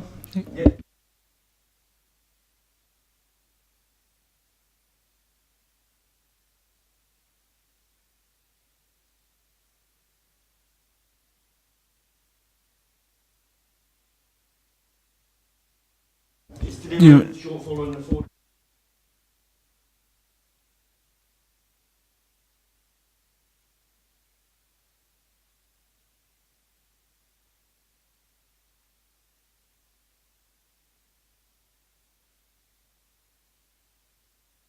Sorry, expected to fall to about 3.9 years.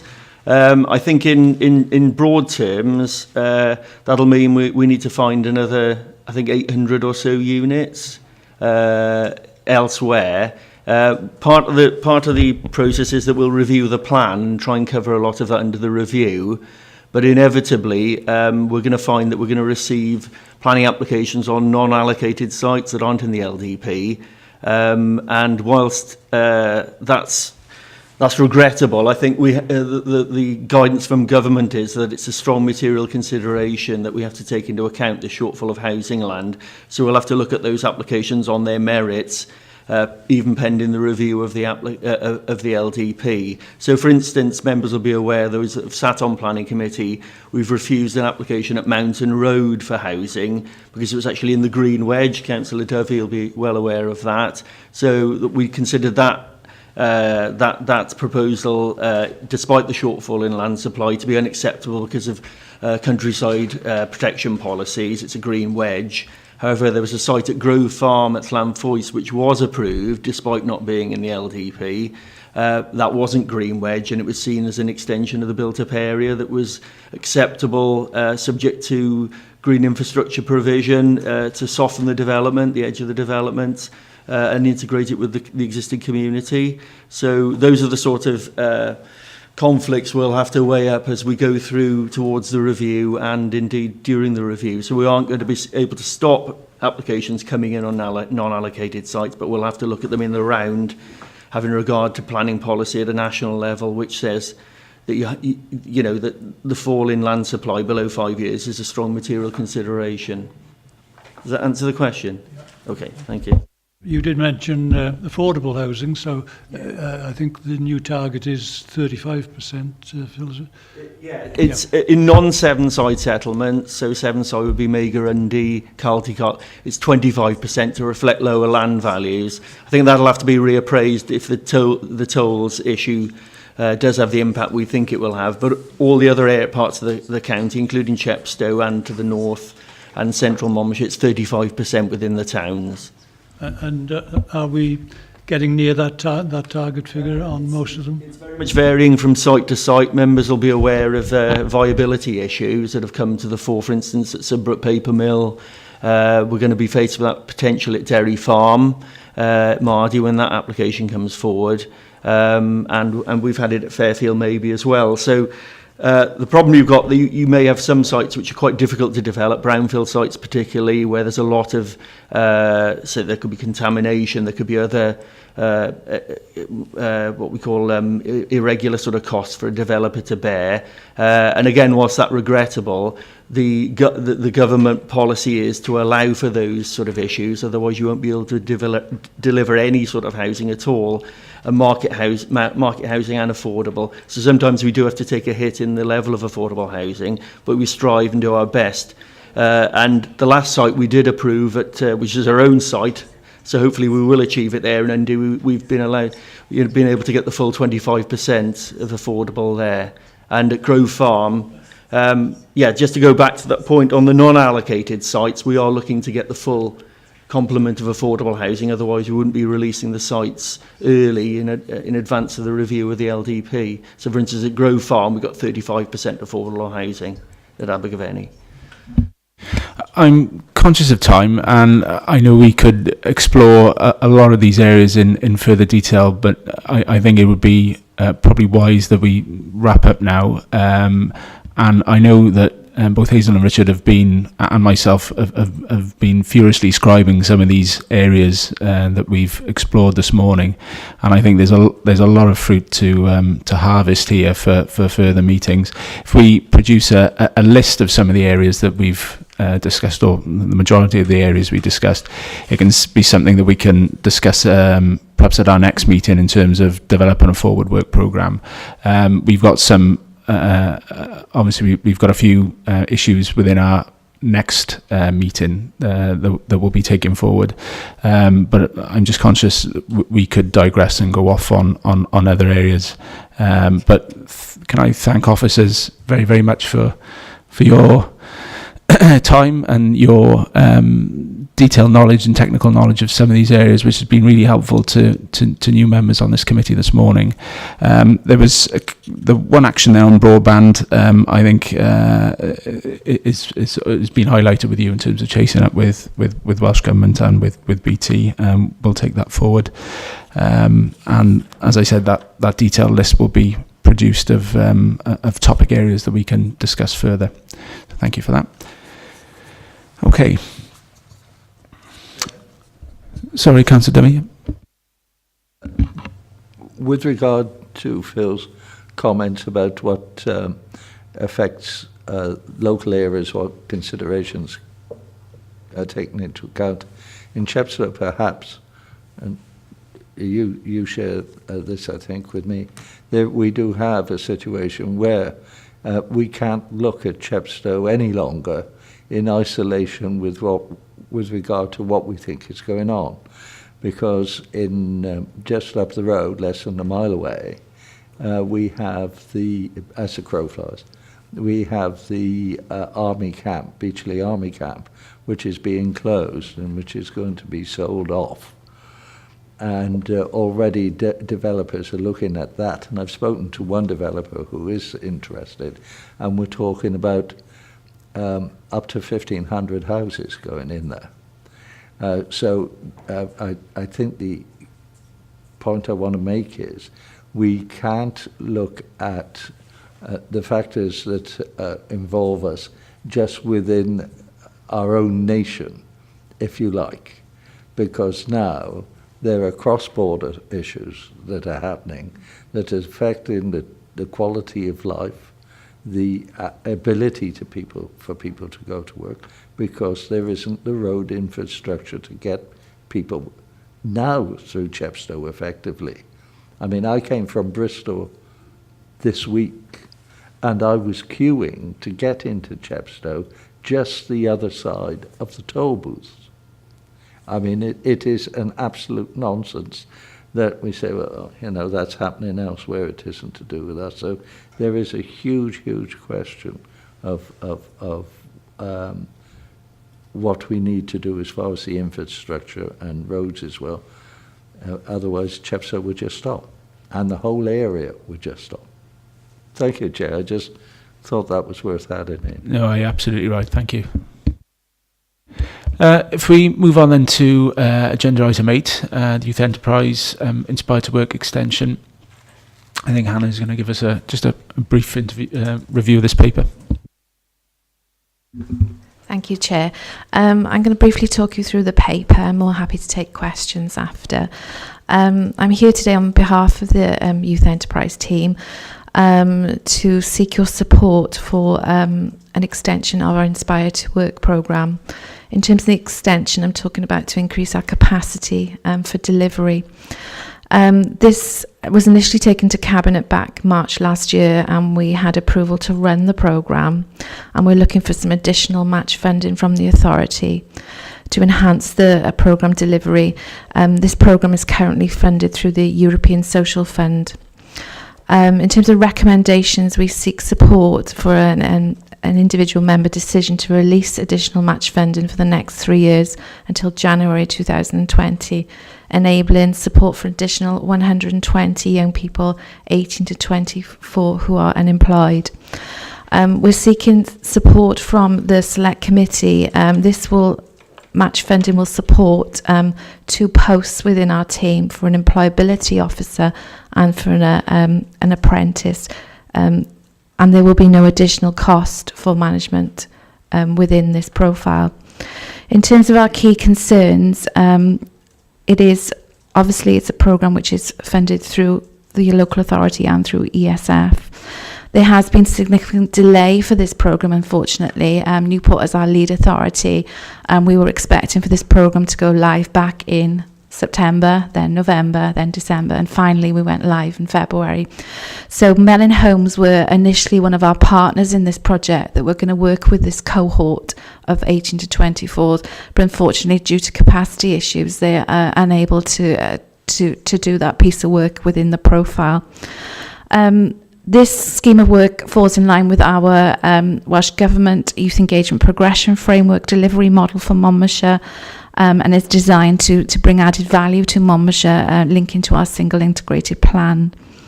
The reasoning behind this is for young people to gain skills, qualifications and employment. Picking up on discussions today, we have some key targets and indicators within the profile.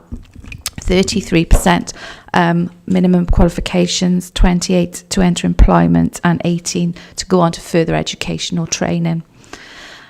Positive progressions, as said earlier, we're looking to progress young people into our apprentice scheme, into our work-based learning and into employment opportunities through our local employment networks.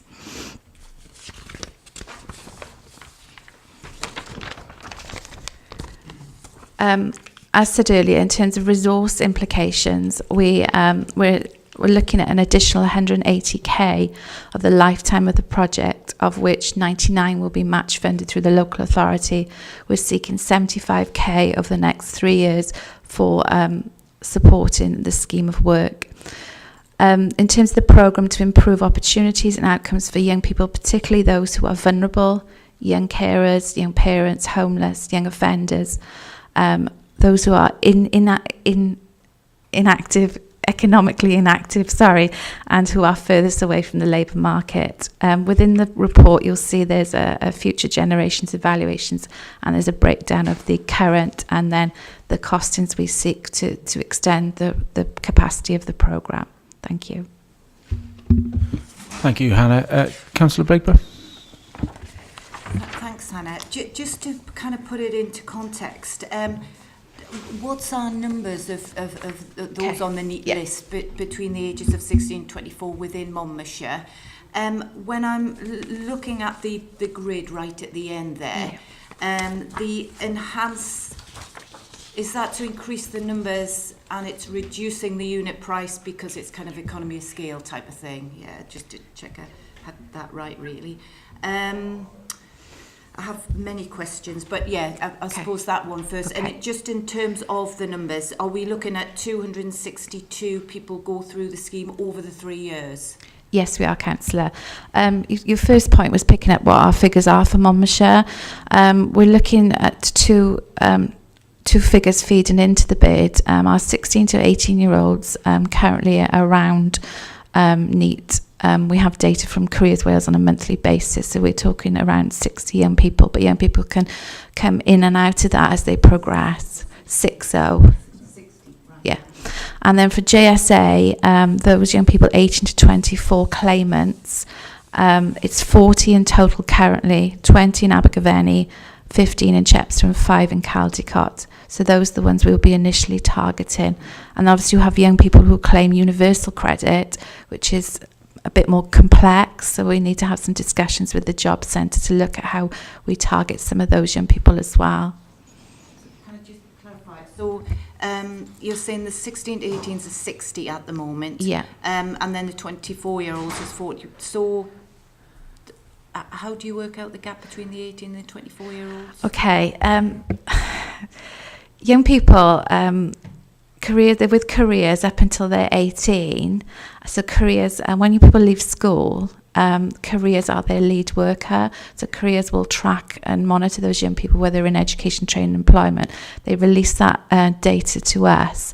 When they become 18, they're then passed over to the job centre. Yeah, it can fluctuate in terms of, we do monitor trends throughout the year in terms of young people. If there are young people who are looking at different pathways, there are peaks and troughs through the year, as with the 18 to 24-year-olds, if there's seasonal work at Christmas time and, you know, young people coming out of university, etc. So we are continually monitoring our data. It is relatively low numbers in Monmouthshire, but picking up on some of the discussions today, these are our most hardest to reach young people. And we've got to look at putting a very bespoke package of support where they are at. So it could be a small intervention or a larger intervention, depending on their needs, really. You're comfortable that the target you've set in 3 years' time will meet the need? Yeah, it's really difficult when you're setting targets, and because this project was delayed, we did revisit our targets. Newport is our lead authority, and we were given the opportunity to change that target right up to the approval date. And we are in discussions continue with Newport around our target setting. Question for me, Hannah. What was the reason for the delay with in relation to Newport as our lead authority? I think it's to do with there was another project on the table, which is our I2A Inspire to Work. So WEFA were keen for that one to go live first, which is working with schools. Then that was delayed, and then hence it delayed our Inspire to Work. Then it was around paperwork and seeking approval. Councillor Roden? Have you run similar schemes to this in the past, and what were the outcomes like of those? Okay, yeah, we've run 3 contracts about 2 years ago with Job Centre Plus, our way into work, which was really successful, working with the 18 to 24-year-olds. So we're really keen to pick up this work again, look at our reconnecting with some of our local links and with the Job Centre. So we're quite excited. Although, in a sense, it was a missed opportunity for Mel, and we feel it's a great opportunity for us now, and it'll just bring a more coherent approach across the project. Sorry. Do you have any numbers to back up? Our success rate, sorry. I haven't got to hand, but I can send you some numbers, yeah. Councillor Baker?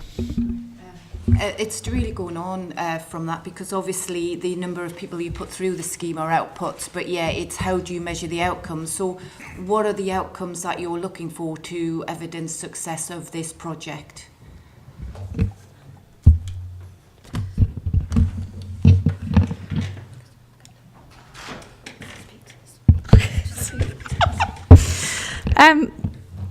The outcomes are set, as I said earlier, the specific outcomes. It was 33% education, 28% into employment, and 18% into educational training. If I just give you a flavour, you spoke about figures earlier. In terms of our I2A project, we're at the moment we're best performance in our region. So we're a partnership with 5 other partners, which is Newport, Cardiff, the Vale, Coleg Gwent, Cardiff and Barry College, and Careers Wales, and we are best performance at the moment. So we're doing really well on that project, and we're meeting the outcomes so we're anticipating. We will on Inspire to Work as well. Yeah. Okay. I have got more questions, but I can wait if others have got questions, then come back. Does any other councillors, colleagues have questions? No, it's up to you. Yeah. It's quite exciting, this, I think, in terms of looking at opportunities as well, and sort of thinking out of the box. So in terms of opportunities for these young people, are you looking at, for example, the M4? Not happy with it really, but if it's coming to us, that we get some sort of opportunities from that. I was aware that when they came here and we were scrutinising the system and the process, I asked about this, and they said they were already working with Newport in terms of having apprenticeship schemes. So that's something, it'd be great if we didn't miss out on that. Ministry of Defence, that is another brilliant area for apprenticeships, that they don't necessarily need qualifications. I think sometimes they only need they might need 5 GCSEs, but it's for those who don't want to go on to do kind of A-levels and then the degree sort of system. And what other opportunities are you looking at? And are you comfortable you'll have enough apprentice schemes in Monmouthshire? Thank you, Councillor. Yes, we're going to explore all avenues in terms of apprenticeships. We've got some really good links locally and nationally. There's some, we're continuously promoting apprenticeships in Monmouthshire. I think we want to tap into the local business market and look at some opportunities locally, and particularly the wider work that CAST team does. I think we're very well placed now, where we've come away from the youth service and we're looking to build those employability links, really. I think sometimes it is picking up on, we said it, in promoting Monmouthshire. I don't think we promote those opportunities enough to the interface. So we're having discussions with schools as well about opportunities coming up in the future. Okay, are there any other burning questions? Councillor Roden, I can see you edging there. I was just thinking, from an education standpoint, every child has got something that you can bring out and develop, and that gives them confidence. So when you're assessing people for these programs, do you actually try and identify what they would like to do, what they would be good at, what they'd be happy at, and try and put them into the right square or round hole? Yes, we'll do some formal assessments around literacy, numeracy and digital literacy, but we'll also look at kind of their interests, their past experiences, particularly if there's any barriers to learning. This programme, as I said, it is about those young people which may feel they haven't got the confidence and haven't had the confidence in school, and where we can look at building confidence and looking at, what are those ambitions and locking that potential, really. Just a simple analogy. My son, I've got 2 sons, and one of them didn't like sport at all. So in the end, rather than just giving up, the school actually gave him a push bike that he could ride in the woods. And he's now 26 and still an avid cyclist. So, that sort of approach can be very beneficial. Councillor Becker. Thanks. Just to ask, although the criteria for the scheme you're saying is for maybe youngsters who need their confidence unlocked, but what about if there are youngsters who are falling behind because of their rural location and their access to opportunities? Thank you, Kath. Sorry, I was anticipating that question today. I think, as I said, it's very bespoke, so we're more than happy to meet with the young people where they're at. So we realise Monmouthshire is a rural authority and there are transport concerns. So it is going to be a challenge for us, but we're willing to take on that challenge. Councillor Begborough. Thanks. Just within that target, just within that target group, are you looking to have a particular target for gender balance as well within that? And then second question, this is funding for 3 years, EU funding, don't know what's going to happen in the future with that one then. So is there a plan, probably not quite yet, but maybe mid-term, to have a plan to secure the funding for the future success of the project? So we've got European funding and Monmouthshire County Council funding. Anything coming from Welsh Government at all? Question mark. And is there any way we could get some funding through businesses? Because obviously it's the benefit of local businesses that we have the talent coming through. Okay, thank you, Councillor. Yes, it is gender balance. We have set gender targets, and so that's within the plan. Yes, 3 years isn't a long time, and when we began this project, we were already discussing with colleagues within the team and wider in terms of where the future funding will come from. I feel taking on an employability officer with the team, we realise it is a gap, and it is a gap within the wider local authority. So what we're hoping will bring a added value and more of a wider scheme of work in the future. We are meeting with Welsh Government later on today around employability and the employability agenda. So thank you.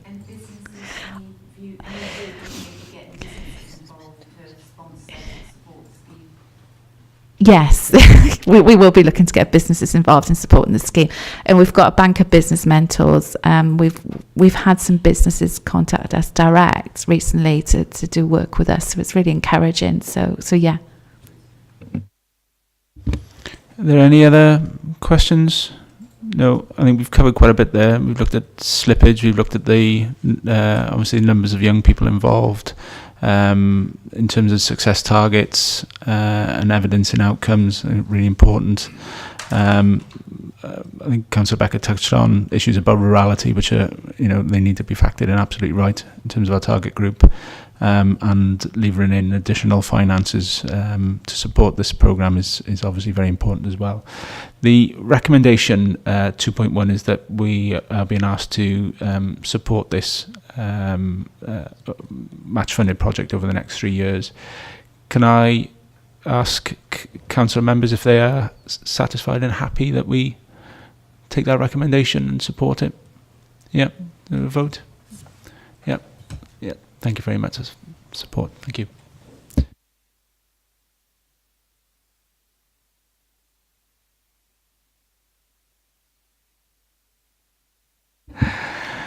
Okay, agenda item 9 is the revenue and capital monitoring outturn statement. I believe Liz Williams is stepping in for Mark this morning. Before Liz just comes in to settle into a place, I just want to declare an interest or non-prejudicial interest on this in terms of 3.45 when we're looking at school reserves on page 47, just to say that I'm a governor of St Mary's School in Chepstow, St Mary's Catholic School in Chepstow. I don't know whether there are any other declarations at this point. Councillor Dovey? Well, I'm a governor of Chepstow School as well. Councillor Strong? Yeah, I'm a governor at Usk. I'm a governor at Castle Park School in Caldicot. Thank you. Okay. Thank you, Liz. Good morning, everyone. Oh, afternoon. My name is Liz Williams, and I'm one of the accountants working in Mark Hawcroft's team. Mark couldn't make it today, so I'll be going through the report and I'll take any questions, and hopefully I'll be able to answer them. The full report went to full cabinet last Wednesday, and the recommendations were agreed. But obviously now it's time for you to review it and consider the report as well as the committee. So I'll go through the headlines and then specifically more onto the areas that are relevant. The overall revenue position at outturn was an underspend of 884,000 for the whole authority. The surplus came mainly due to council tax, additional households, better recovery of debts and the reduction in benefit claims, and treasury savings, mainly due to reduction on borrowing costs coming from slippage, etc. Not really from service budgets, as perhaps you were more used to sort of seeing service deliveries.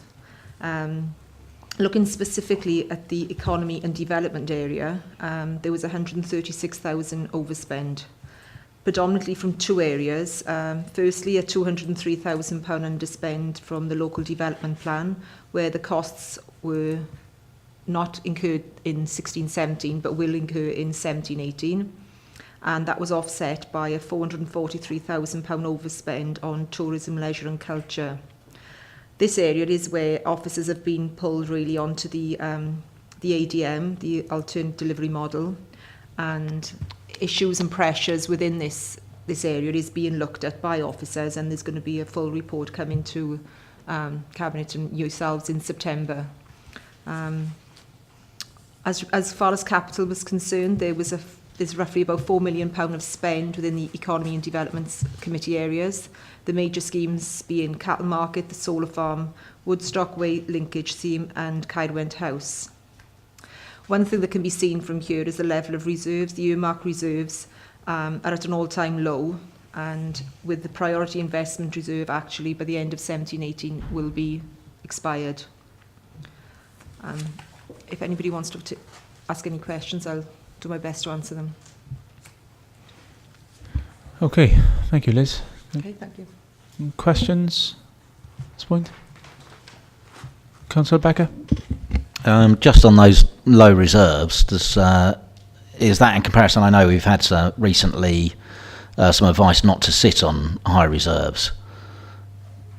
So are they considered low in the light of that kind of advice, are they? I guess they considered low because they're at an all-time low. I mean, not necessarily. Yeah.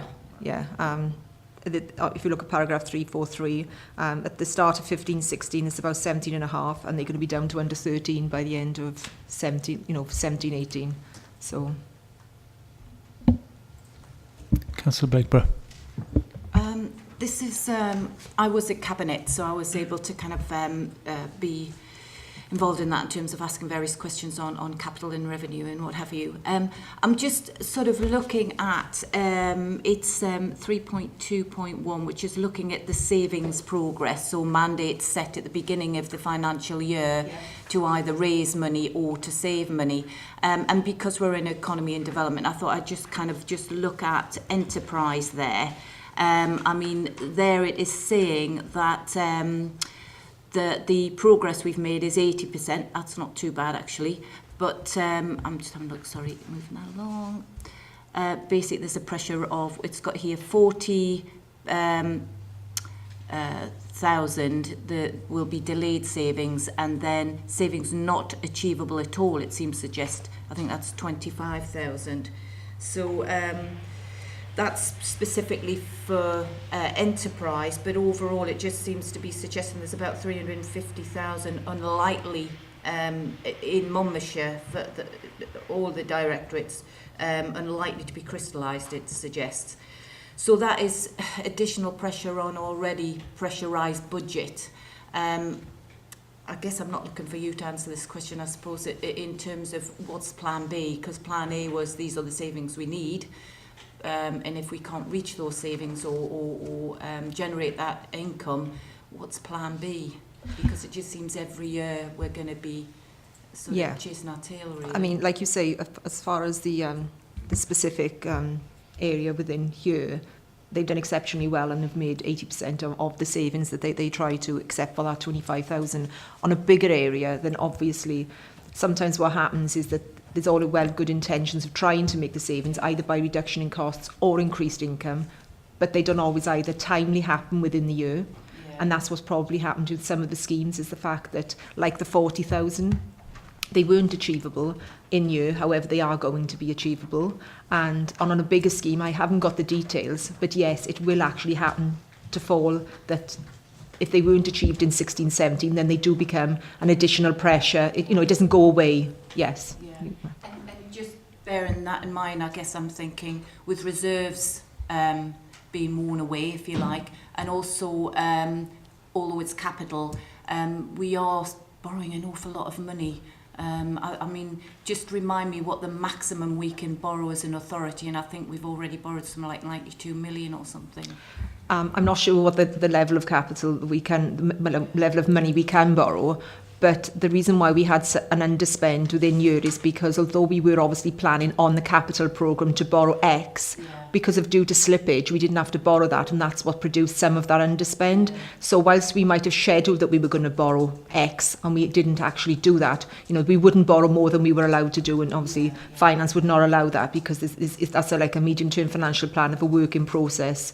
So, and the other thing you've got to keep in mind is it's the best time to borrow. You know, we're never ever going to get borrowing. We've never had borrowing as cheap as this. But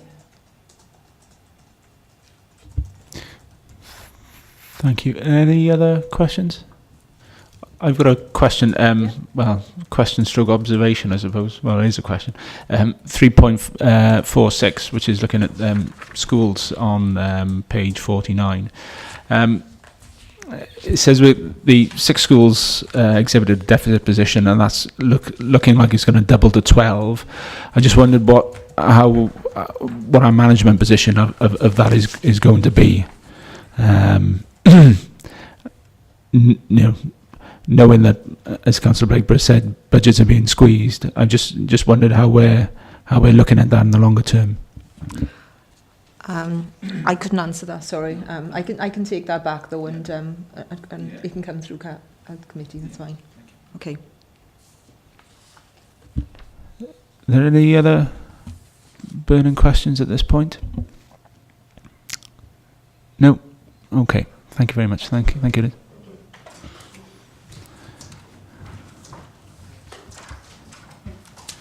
Okay. I think agenda items 10, 11 and 12 we're going to look at pretty much at the same time, because I think there's issues not just in terms of actions from the last meeting, but in terms of how we schedule our work programme going forward. Do you want to say something on this, Hazel?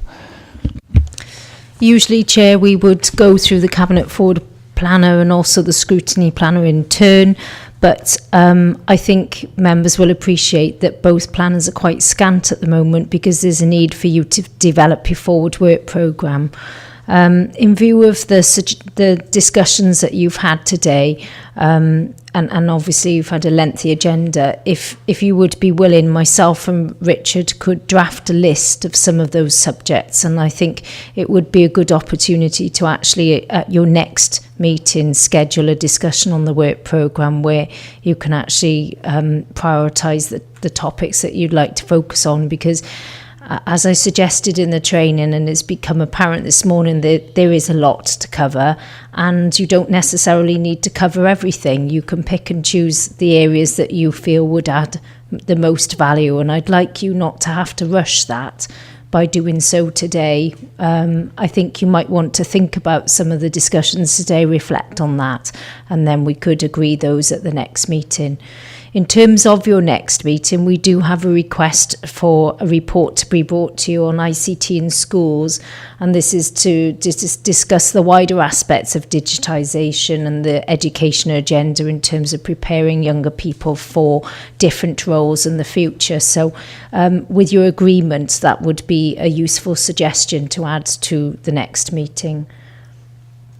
Is that okay? In terms of one more item that I've been trying to add to an agenda for some time and is still to be confirmed is the return on investment report for the Velathon. I'm in discussions with the organiser of Run for Wales, who has produced a report but needs to present it to you in terms of discussing the ROI of the last Velathon. So if that person is able to come to the next meeting, would you be happy to take that item also? Okay.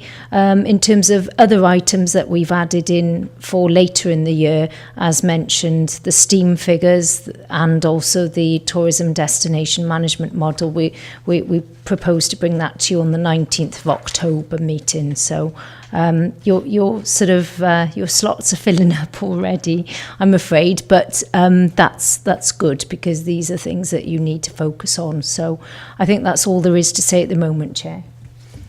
Thanks, Hazel. I should have asked actually at the end of item 7 whether, Kath, could you possibly circulate that presentation document. So I think it'd be done through Richard. I think there was a lot of additional food for thought in that paper. So thank you very much. So item 13 is regarding the timings of. Thank you both. Timings of our future meetings. I know the previous chair was whose big shoes I have to fill was very much conscious about the autonomy and structuring of the committees itself should be down to us as a committee.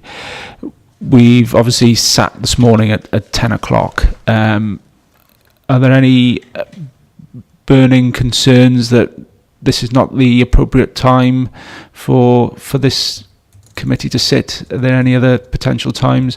I know there's been discussions in the past about those members who've been working in the day, whether or not this has been appropriate to have and useful to have meetings during the day. But unless there's any burning desire to change it now, if people are happy with this time. Councillor Dovey?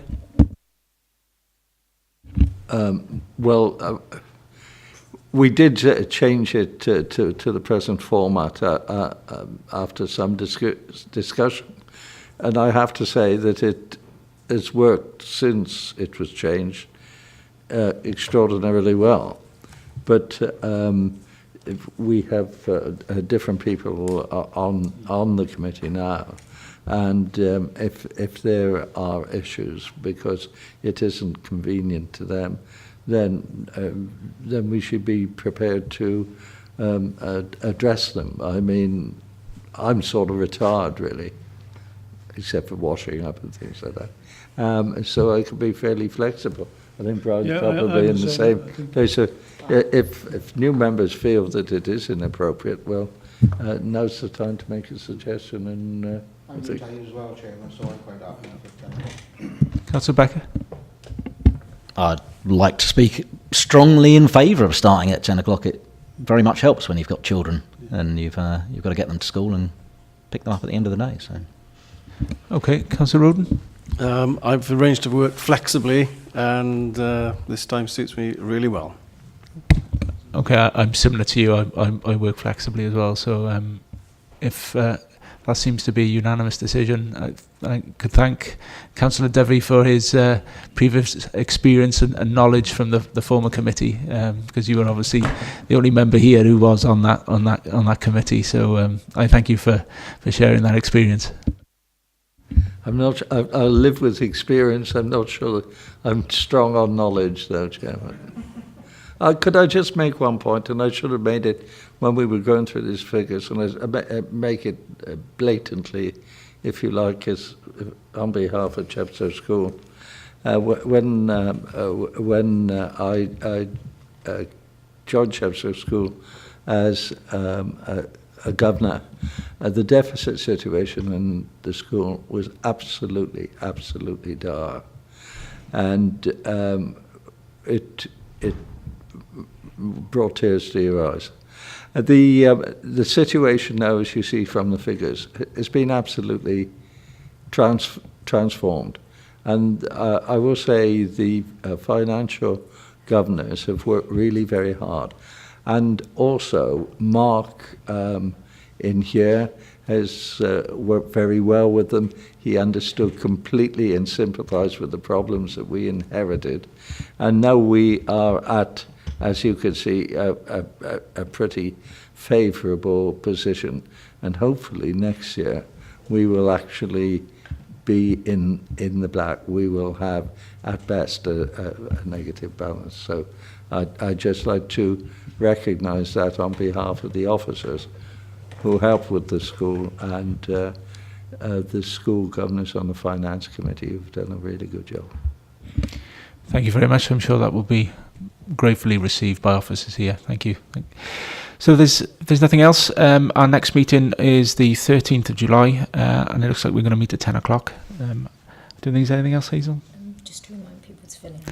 Just to remind people to fill in the declarations of those who declared an interest during item 9 So if you can just fill them in and hand them to Richard before you leave. Thank you very much. And thank you for your participation. Thank you.